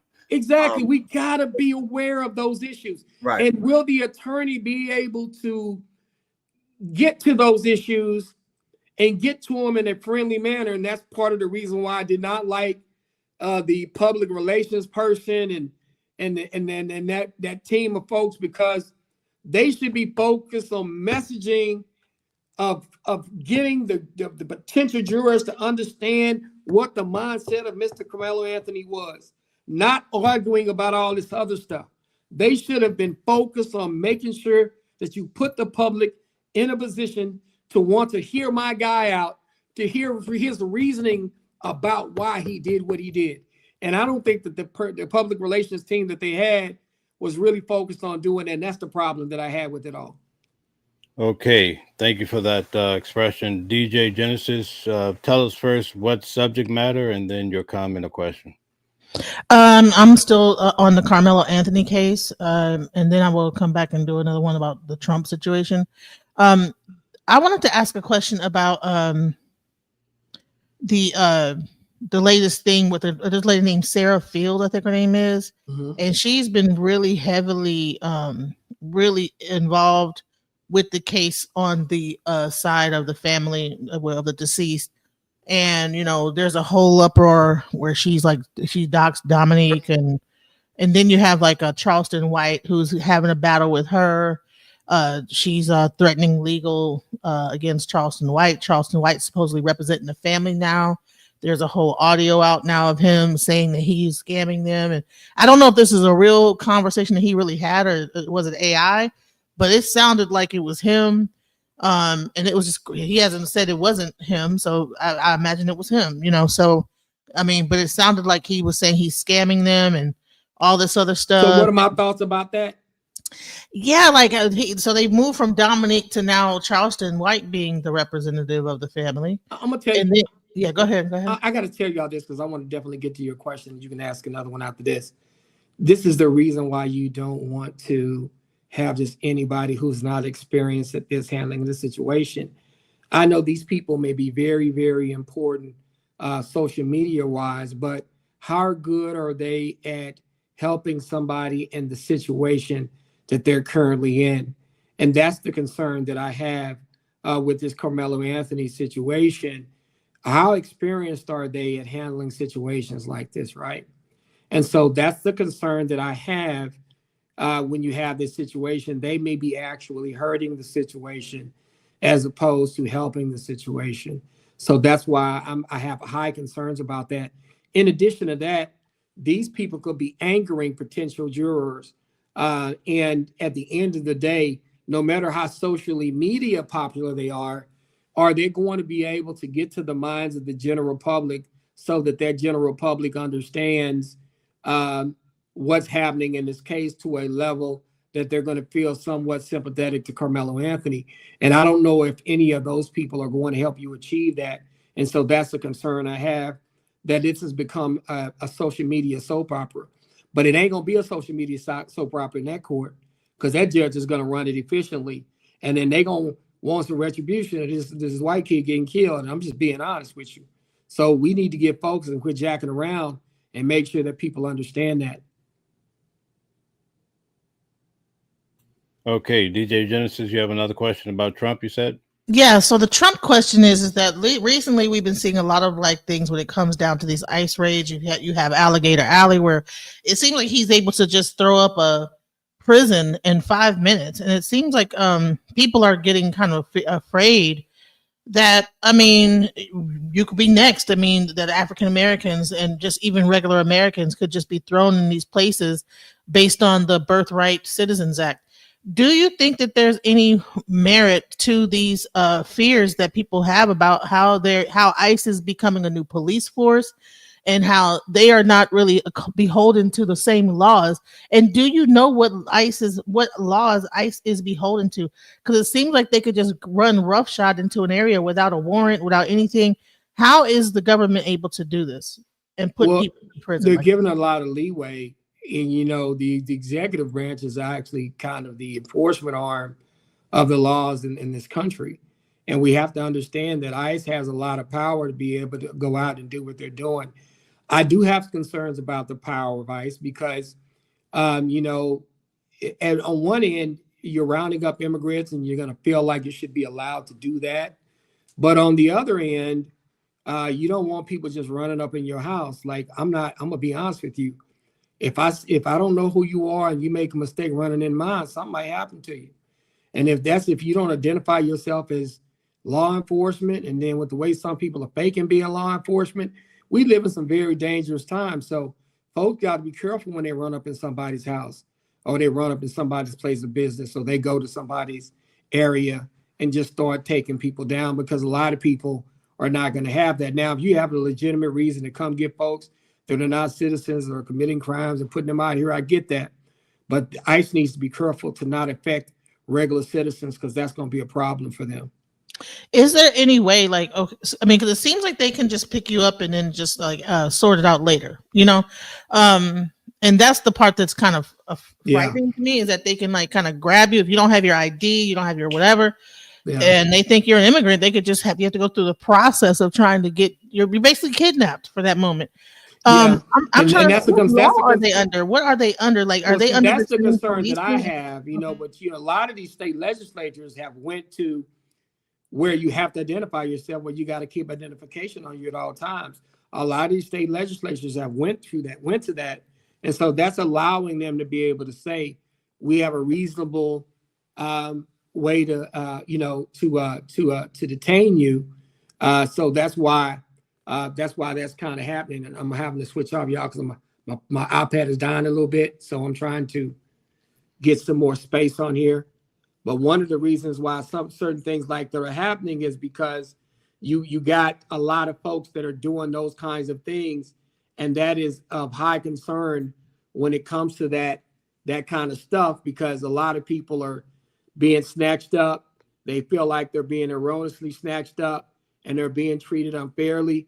And that's not something that we want to happen to people. So I have a lot of concerns about that, as well as everything else right now when it comes to that kind of stuff. So that's why I'm saying what I'm saying. You got to be extremely careful about that within itself. And so that's why I was saying what I was saying. But as a lawyer, do ICE need to have a specific paper to be able to? Because it seems like they don't even be having paper. They just grab you. Oh, you come here. You know what I'm saying? Well, basically, when they arrive at those places, they know they do their pre-op, which means they do a lot of pre-investigation stuff. They're not just riding out and jumping out to a field. They do some background work where they go take a look and say, hey, their paperwork isn't right at this particular location. Let's go investigate. Then when they pop out, they know a lot of the paperwork isn't right, and so they can ask questions about that. Because let's be honest, a lot of these people that hire these farm workers, they're not doing the biggest background checks on them. They just jumping out there hiring folks. And it happens, you know, that's what I'm saying. I mean, to be honest with you, people don't understand a lot. More people were deported under Obama than Biden.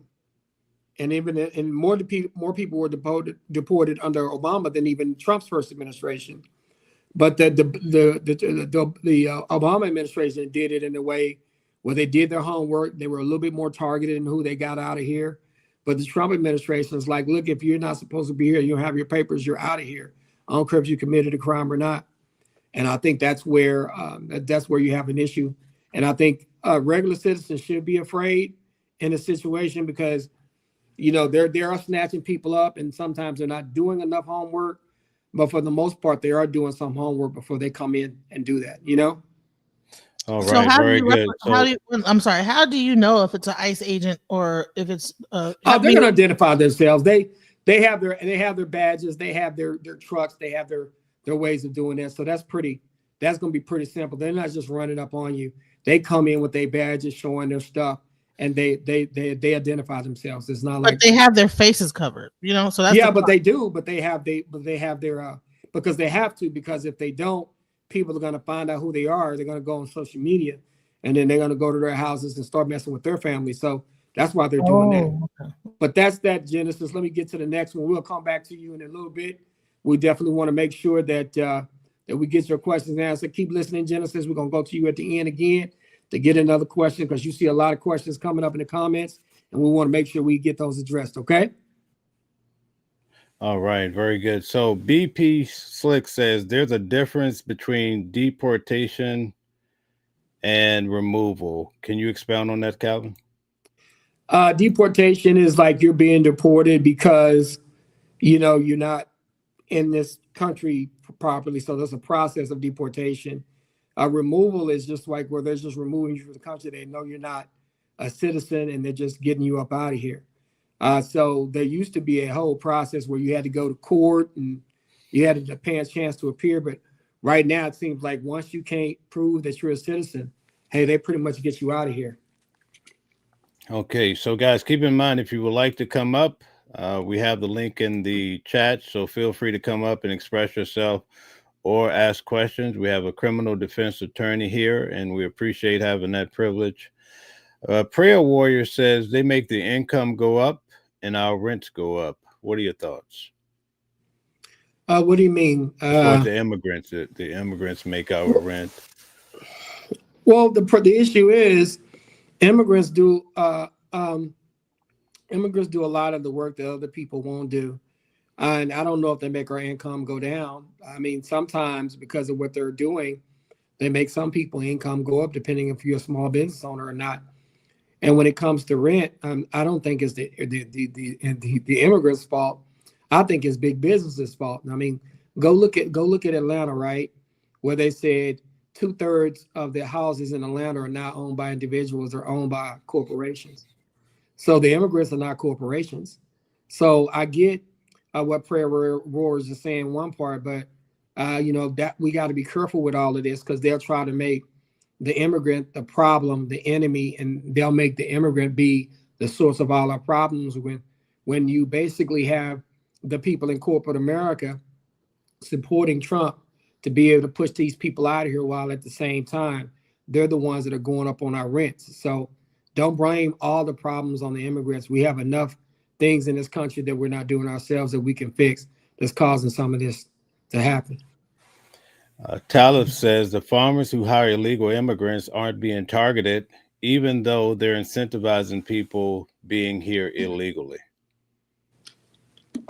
I get that, but then when they have to go up on the prices of their eggs, we're the same people that complain about paying more for them. See, this is the dirty part about this immigration argument. We want the work at a cheap price because we want to pay cheap prices for what we buy. But then when the immigrants are not doing the work, who is the prices going to be transferred to? It's going to be transferred to us, because we're not going to go pull those eggs and pick those oranges. We're not going to be doing that work. So let's be honest. Some of us want the benefits of the illegal immigrants, and then we want to point to them and say they're the source of all our problems. We benefit from them too, just as well as they do cause some problems here in this country. But they also save us money at times, and we have to be honest about that. JJ says it's happened under every administration. It has. A lot of people have been deported or removed. Okay. Talib says, so it's okay that innocent people are being detained for weeks. No, it's not. It's not okay. And the reason why I want y'all to understand as a criminal defense attorney, it's not okay. Because number one, if I'm a citizen and you detain me, this is the concern I have. Like me, I know I'm a citizen and you detain me, there's going to be a problem. And it's not going to end with me just complying with you doing whatever you're doing because you're trying to tell me what to do and I'm a citizen here. So it's going to go south. And so I have concerns because as a regular person, I'm not going to sit back and be quiet while you're trying to detain me and lock me up. And I know I'm a citizen. And then me being an African American, our blood covers this country on every corner. When we fought wars, we built this country with our hands. We were mistreated for years. My ancestors, specifically my black men, women, and more importantly, my black men were on the front lines of getting our freedom. So when you try to come take that from me, I take this serious. So it's not okay. I want everybody to understand that I'm analyzing everything, but at the same time, I'm not justifying anything. Rocco says, if you are detained, what should you do? Make sure you keep your ID with you, number one. And if you are an immigrant, you got a problem. If you don't have papers to be here, you got a problem because they kicking everybody up out of here.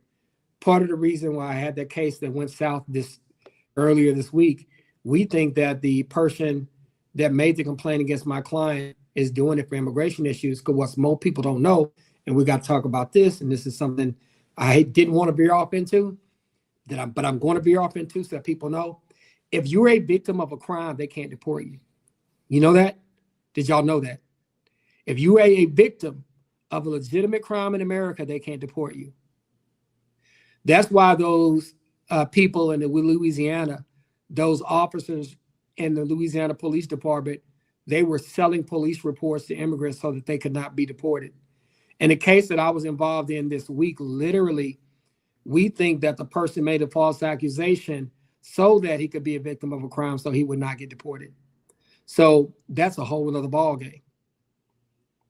Robert Walker, thank you for being here. Thanks for liking, sharing, subscribing. We appreciate your presence. Robert says, Dems cheered when Joy let them flow like water. Now Trump turn off the spigot and mop up the overflow, then whine. They whine. I voted for it. Illegal is illegal. What are your thoughts? See, this is the problem I have with people that support that. The overflow, there's not going to be an overflow. He's giving the overflow back to his rich friends. He gave a huge tax cut back to people that are extremely wealthy. So whatever overflow that was taking care of those illegal immigrants, it's not going to you. It's going back to billionaires so they can buy all those houses so they can make you pay rent to them and you can get a mortgage to be able to afford a house. See, I'm balanced about Trump. Do I like some of the things that he has done, or would I be in favor of making sure that people have to show that they're citizens and that citizens should be here and we have to have some rules? Yes, I'm in favor of having some rules, but I'm no fool. He's not going to be your savior. He's taking all these tax cut savings and giving those monies he's not spending on immigrants to rich billionaires. It's not coming to me to cut my taxes, and it's not going to help you. If you think it's anything else, then you're a fool. It's just my personal opinion. Okay, Couture Leotard says, entering a country illegally is not innocence. It's not. And that's why I said I'm not in favor of that. You shouldn't be able to just waltz over here. This country needs to get its head out of its you-know-what, and they need to come up with some immigration policy that's fair to everybody. People shouldn't just be able to walk over here that we don't know where they came from and what they've been doing. Carl says, what do you have to show so you can prove all? No, just have your ID. Have your state-issued ID or your passport with you at all times. But a lot of the state legislatures are requiring you to have that with you anyway.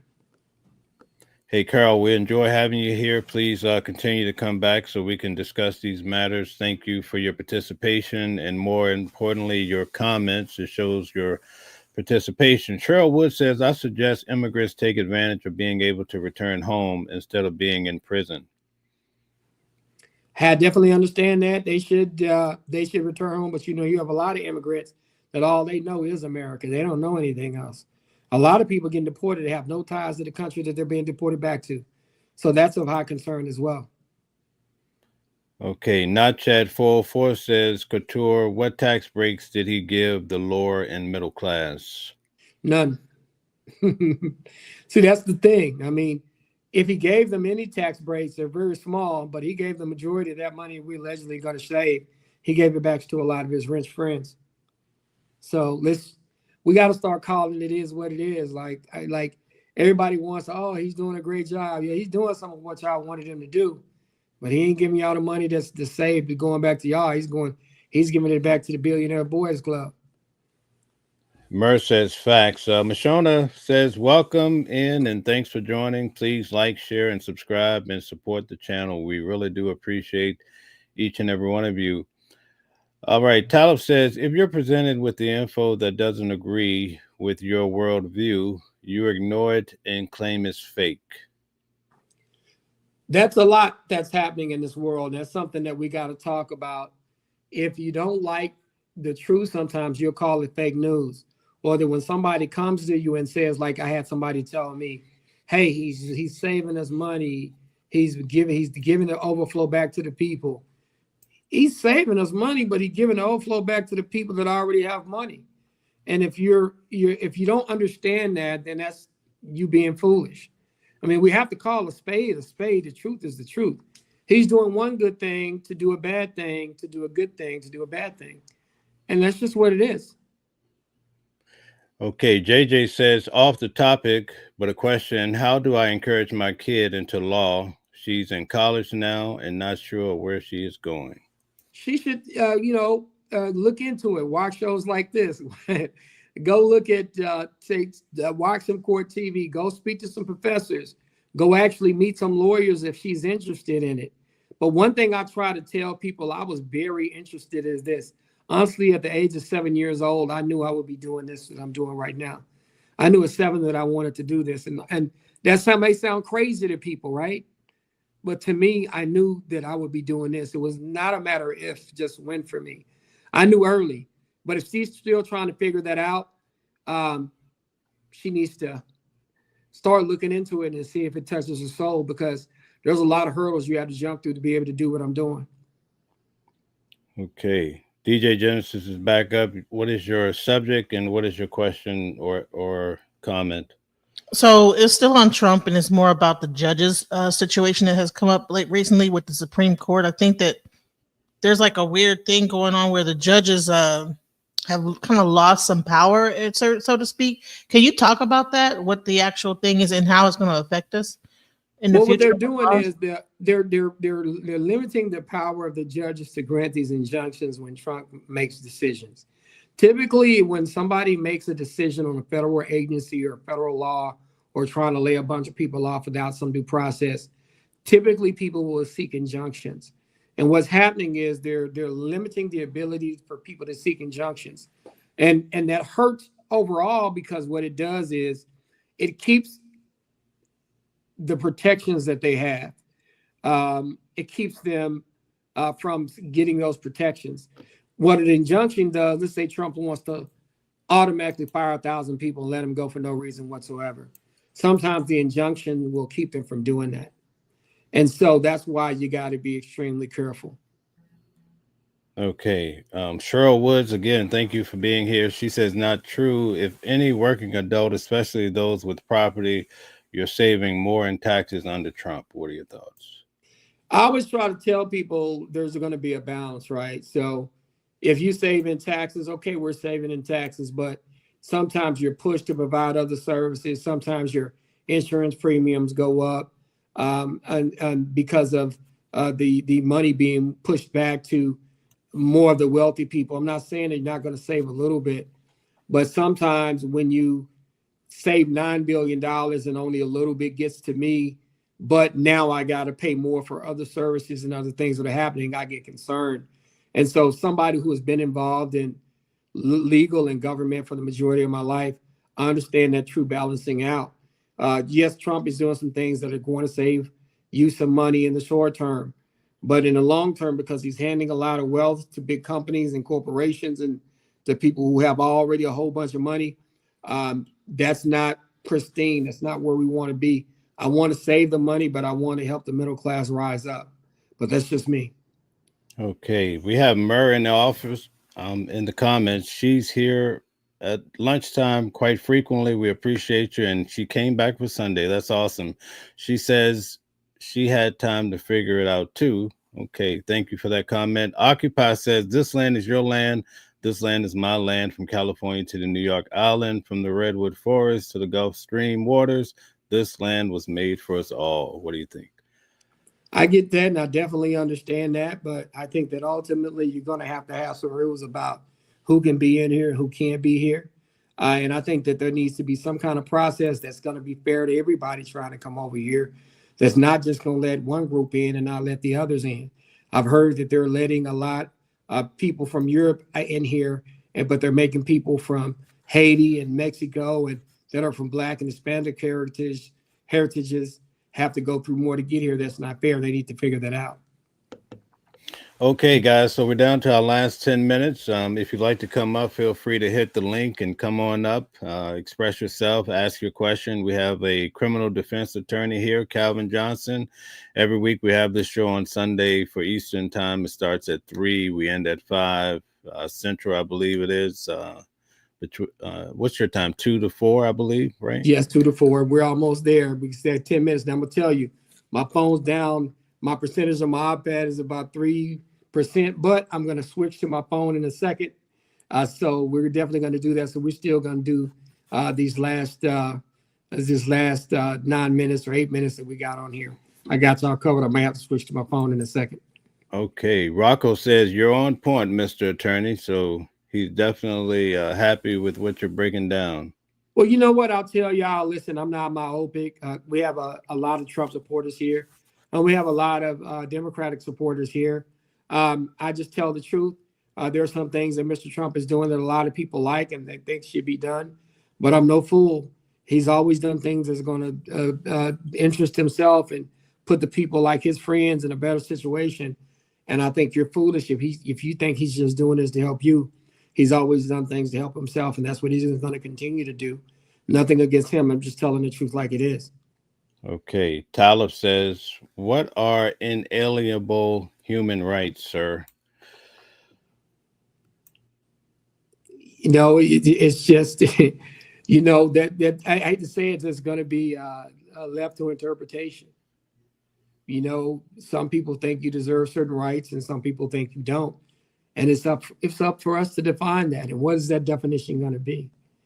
Is it going to be for everybody, no matter how you came over here? Or is it going to be for everybody plus how you came over here? Or is it just going to be for the people that are here and everybody else that's come here? They don't have rights. I mean, it's going to be a situation where we're going to have to define that as a country and as a people. And that as time goes on, we're going to have to figure out, what's going to happen with that.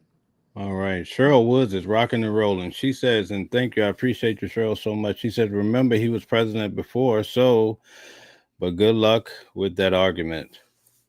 Hey, I always tell people, like, I try to tell people at the same time, I have nothing against Mr. Trump. He can do what he want to do. I'm not a big Democrat either, so please don't think that I'm Clark can't remember where I'm support everything that comes out of their mouth. I'm just being straight up. I'm being honest. And my whole deal is one side wants to point themselves as an angel, the other as a devil. And I think that people are clearly doing what's in their best interest. And I think anybody is foolish to believe that somebody's just doing something to help you when they've had a track record of not only doing that, but just doing that to help themselves. And I think people should see it for what it is. I mean, yes, he's doing some things that some people like, but he's not doing it all the way to always benefit the common man. Sometimes he's doing it to make sure he takes care of himself. Okay, we have a lot of people in the building. Please hit the like button, share, and subscribe. We do this every week. Same time, folks. Please keep tuning in also during the week as well. Talib deserves an award. She's commented so much, or he's commented so much tonight. I just want billionaires to pay their fair share. They won't even notice the 2% tax. It wouldn't change their quality of life. What do you think, Calvin? Well, see, that's the thing that you got to be careful about. When you start taxing success, and then some people say, well, I've made the decision, I've did the work, I've did the investment, why should I give up an extra amount of money? Don't get me wrong, I think that the billionaires should pay their fair part. That's why I don't think that they deserve a tax break. I don't think they deserve this tax break that Mr. Trump is giving them. But at the same time, do you want to automatically start taxing them to where they decide to put their money overseas, or they decide to hide it in a bank account, or they decide to invest in another country? You got to be careful with that. I think there has to be a happy medium with that. And I'm not here for advocating for billionaires. I'm just telling you just the way it is. We got to be careful about going after successful people just because they're successful. At the same time, we shouldn't be cutting their taxes. They should pay their fair part. So I'm kind of in the middle of that when it comes to that kind of thing. Okay, Mer, definitely keeps them coming. She says, hello, it's all about balance. Okay, Couture Leotard says, states were trying to make decisions for all, and that's not their job. Well, see, therein lies the issue too, is you get a lot of people that are going to say, hey, how involved should states be in decision making, and what do they have the right to do or not to do? Okay. All right, Stuart Bell, thank you for participating. It's a new name, I believe. Says, go try starting your own company if you don't think it's fair. Without them, you are jobless. And then this is one thing I'm gonna have to do, y'all. I'm gonna have to transfer over to my phone because I know that my iPad is running on 1%, and so I know it's coming. So I'm getting ready to switch over. We could entertain your last statement and close out. We only have 3 minutes left, so if you want to, let me tell you this. I actually want to make sure I finish this out, so I'm gonna go on. I'm gonna let myself in. I'm gonna converse. Y'all hold on for a second. Okay, so in the interim, folks, let me give you a little layout of what's going to happen going forward. We have quite a few cases coming up. We have Carmelo Anthony. I'll be traveling to Texas to cover that for you, bring back the notes, discuss it with Calvin. We also have a body language expert. So many great things in store. I'm covering one of Brian Steele's cases in September. It's Young Thug's brother is up for a RICO trial, so I'll be covering his case. His name is Gregory King, and so stay tuned. We have a lot of cases, but on the day-to-day, we cover Trump. We cover whatever's hot in the press. We're going to cover it, folks. Definitely will. So come through and support us at lunchtime. We have a morning show and also evening shows. So whenever you could fit in, and also give your comments. Calvin, tell us what you think. Go back and ask a question. Okay, great. So what was my last question to you? I do not recall at this moment. But I'll ask you a new question. When it comes to the case that we're going to be working on next, the big case, Carmelo Anthony, what role do you think you'll be able to play, being that it's right in your backyard as far as the channel and so forth? Will you be bringing us the inside scoop? Well, that's what I'm going to try to do, definitely, because I know the lay of the land, the lay of the county. I'll be able to tell you where to go and how to get into the courtroom, and give you a little background on who the judge is and how he operates his business. That judge, Judge John Roach Jr., is a very fair judge. He's very, very on point. He's not going to play any games with anybody. And I'll be able to kind of tell you what the makeup of Collin County is, and what's happening down here in the Dallas area. Because when you have a case in a particular area, just like y'all had your case in New York, y'all been doing Puffy for years. Y'all to kind of know the lay of the land and the lay of the legal system out in New York, just like I know the lay of the land and the legal system out here in Dallas, Texas. And so I'm going to provide you with some insight and a different look into how law is practiced here in this part of Texas. And hopefully I can give you a unique perspective on what I think is going to happen, because I've practiced law here for so long. Okay, very good. We look forward to all that you're going to bring to the channel. It's incredible. DJ Genesis, go along with your question. Yeah, I have two questions. One is the other thing that was happening is that prisoners are now under like the threat of deportation as well. Is that a real threat that what Trump is talking of, what he's in the works with being able to send actual incarcerated people to other countries? Is that like a real threat that we might be facing in the future? No, listen, what he's doing, if you're a criminal in jail and you never were an American citizen, he can go in and they can deport you. What they're doing is they're placing holds on people that were not citizens, that were in this country illegally. And let's say you got 20 years and they're letting you do their time. What they're doing is they're leaving the immigration hold on you, and instead of letting you get out and just walk free, if they know you're not a citizen, they're deporting you. They're not going to be able to deport prisoners that are American citizens to other country. That's not going to happen. See, that's been a big mistake. There's a lot of rumors going on online. I want to make sure we dispel That's some. not going to happen. And the other thing is that Carmelo Anthony has money that is in a give send go account, and a lot of the people that go to jail or prison or whatever, they raise money in this way. Why is it that people can try to legally stop this money from being able to be given to the families of the people so that they can help them with their legal case? And is there anything else that they should possibly do if this money is being frozen for some reason? What can you do if you're in a situation where you need to raise money and these companies are freezing the money? And why is that such a thing that they could even legally do? Because it looks like you're not spending the money on the legal defense, and you have to make it clear what you're spending the money on. Like in Carmelo Anthony's situation, a lot of it is because they really cannot live regular lives. The parents can't go to work like they used to. The son can't get a job because he's on a leg monitor. But at the same time, they're expected to maintain their house, their car notes, and their bills. And so I think that family needs to make it clear what that money is going to be spent on when they start raising it. Number two, to me, I would have liked the family to be able to come out and say, hey, look, based on the situation, I can't work. My wife will no longer work because of the threats. Whatever you're giving us is helping us sustain ourselves through this trial. We're not using this money to ravish through it. We're using it for real living expenses and security to make sure that we can maintain as we fight for our sons' lives. Something like that should have been said and done, and they should have kept a steady log of how they were going to use that money. To me, that would have cleared that up and made it simple. And I don't think that was done very, very well. Okay, Calvin. So we reached our time. So we'll take one comment and one more question and have you close out. Lone Wolf and the Lion Cub, thank you so much for all your participation. Thanks for coming back. We appreciate it. He said, Brother Calvin is the man.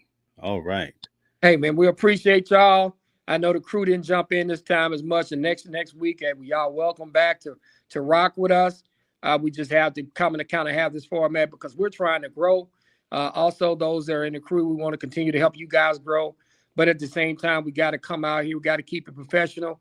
We want to make sure that we provide an outlet for you to go get your legal news, to talk about the hot cases from somebody who reports it, Mel, from somebody who organizes what we're doing, DJ Genesis, and me, Attorney Calvin D. Johnson. I'm here to be able to provide the legal side using my knowledge that I've gained over the last 25 years. And so once again, thank you for rocking out with us. We hope to see you soon, and let's see what we can do in the future. That girl Henny, we didn't get you this time, but next time we're gonna bring you back in at the hour point next week when we have this podcast. And so come back and rock with us and see it. Uda, everybody else that's been rocking with us, Lone Legal Wolf, everybody else, Queen, everybody who's always supported us when we do this show.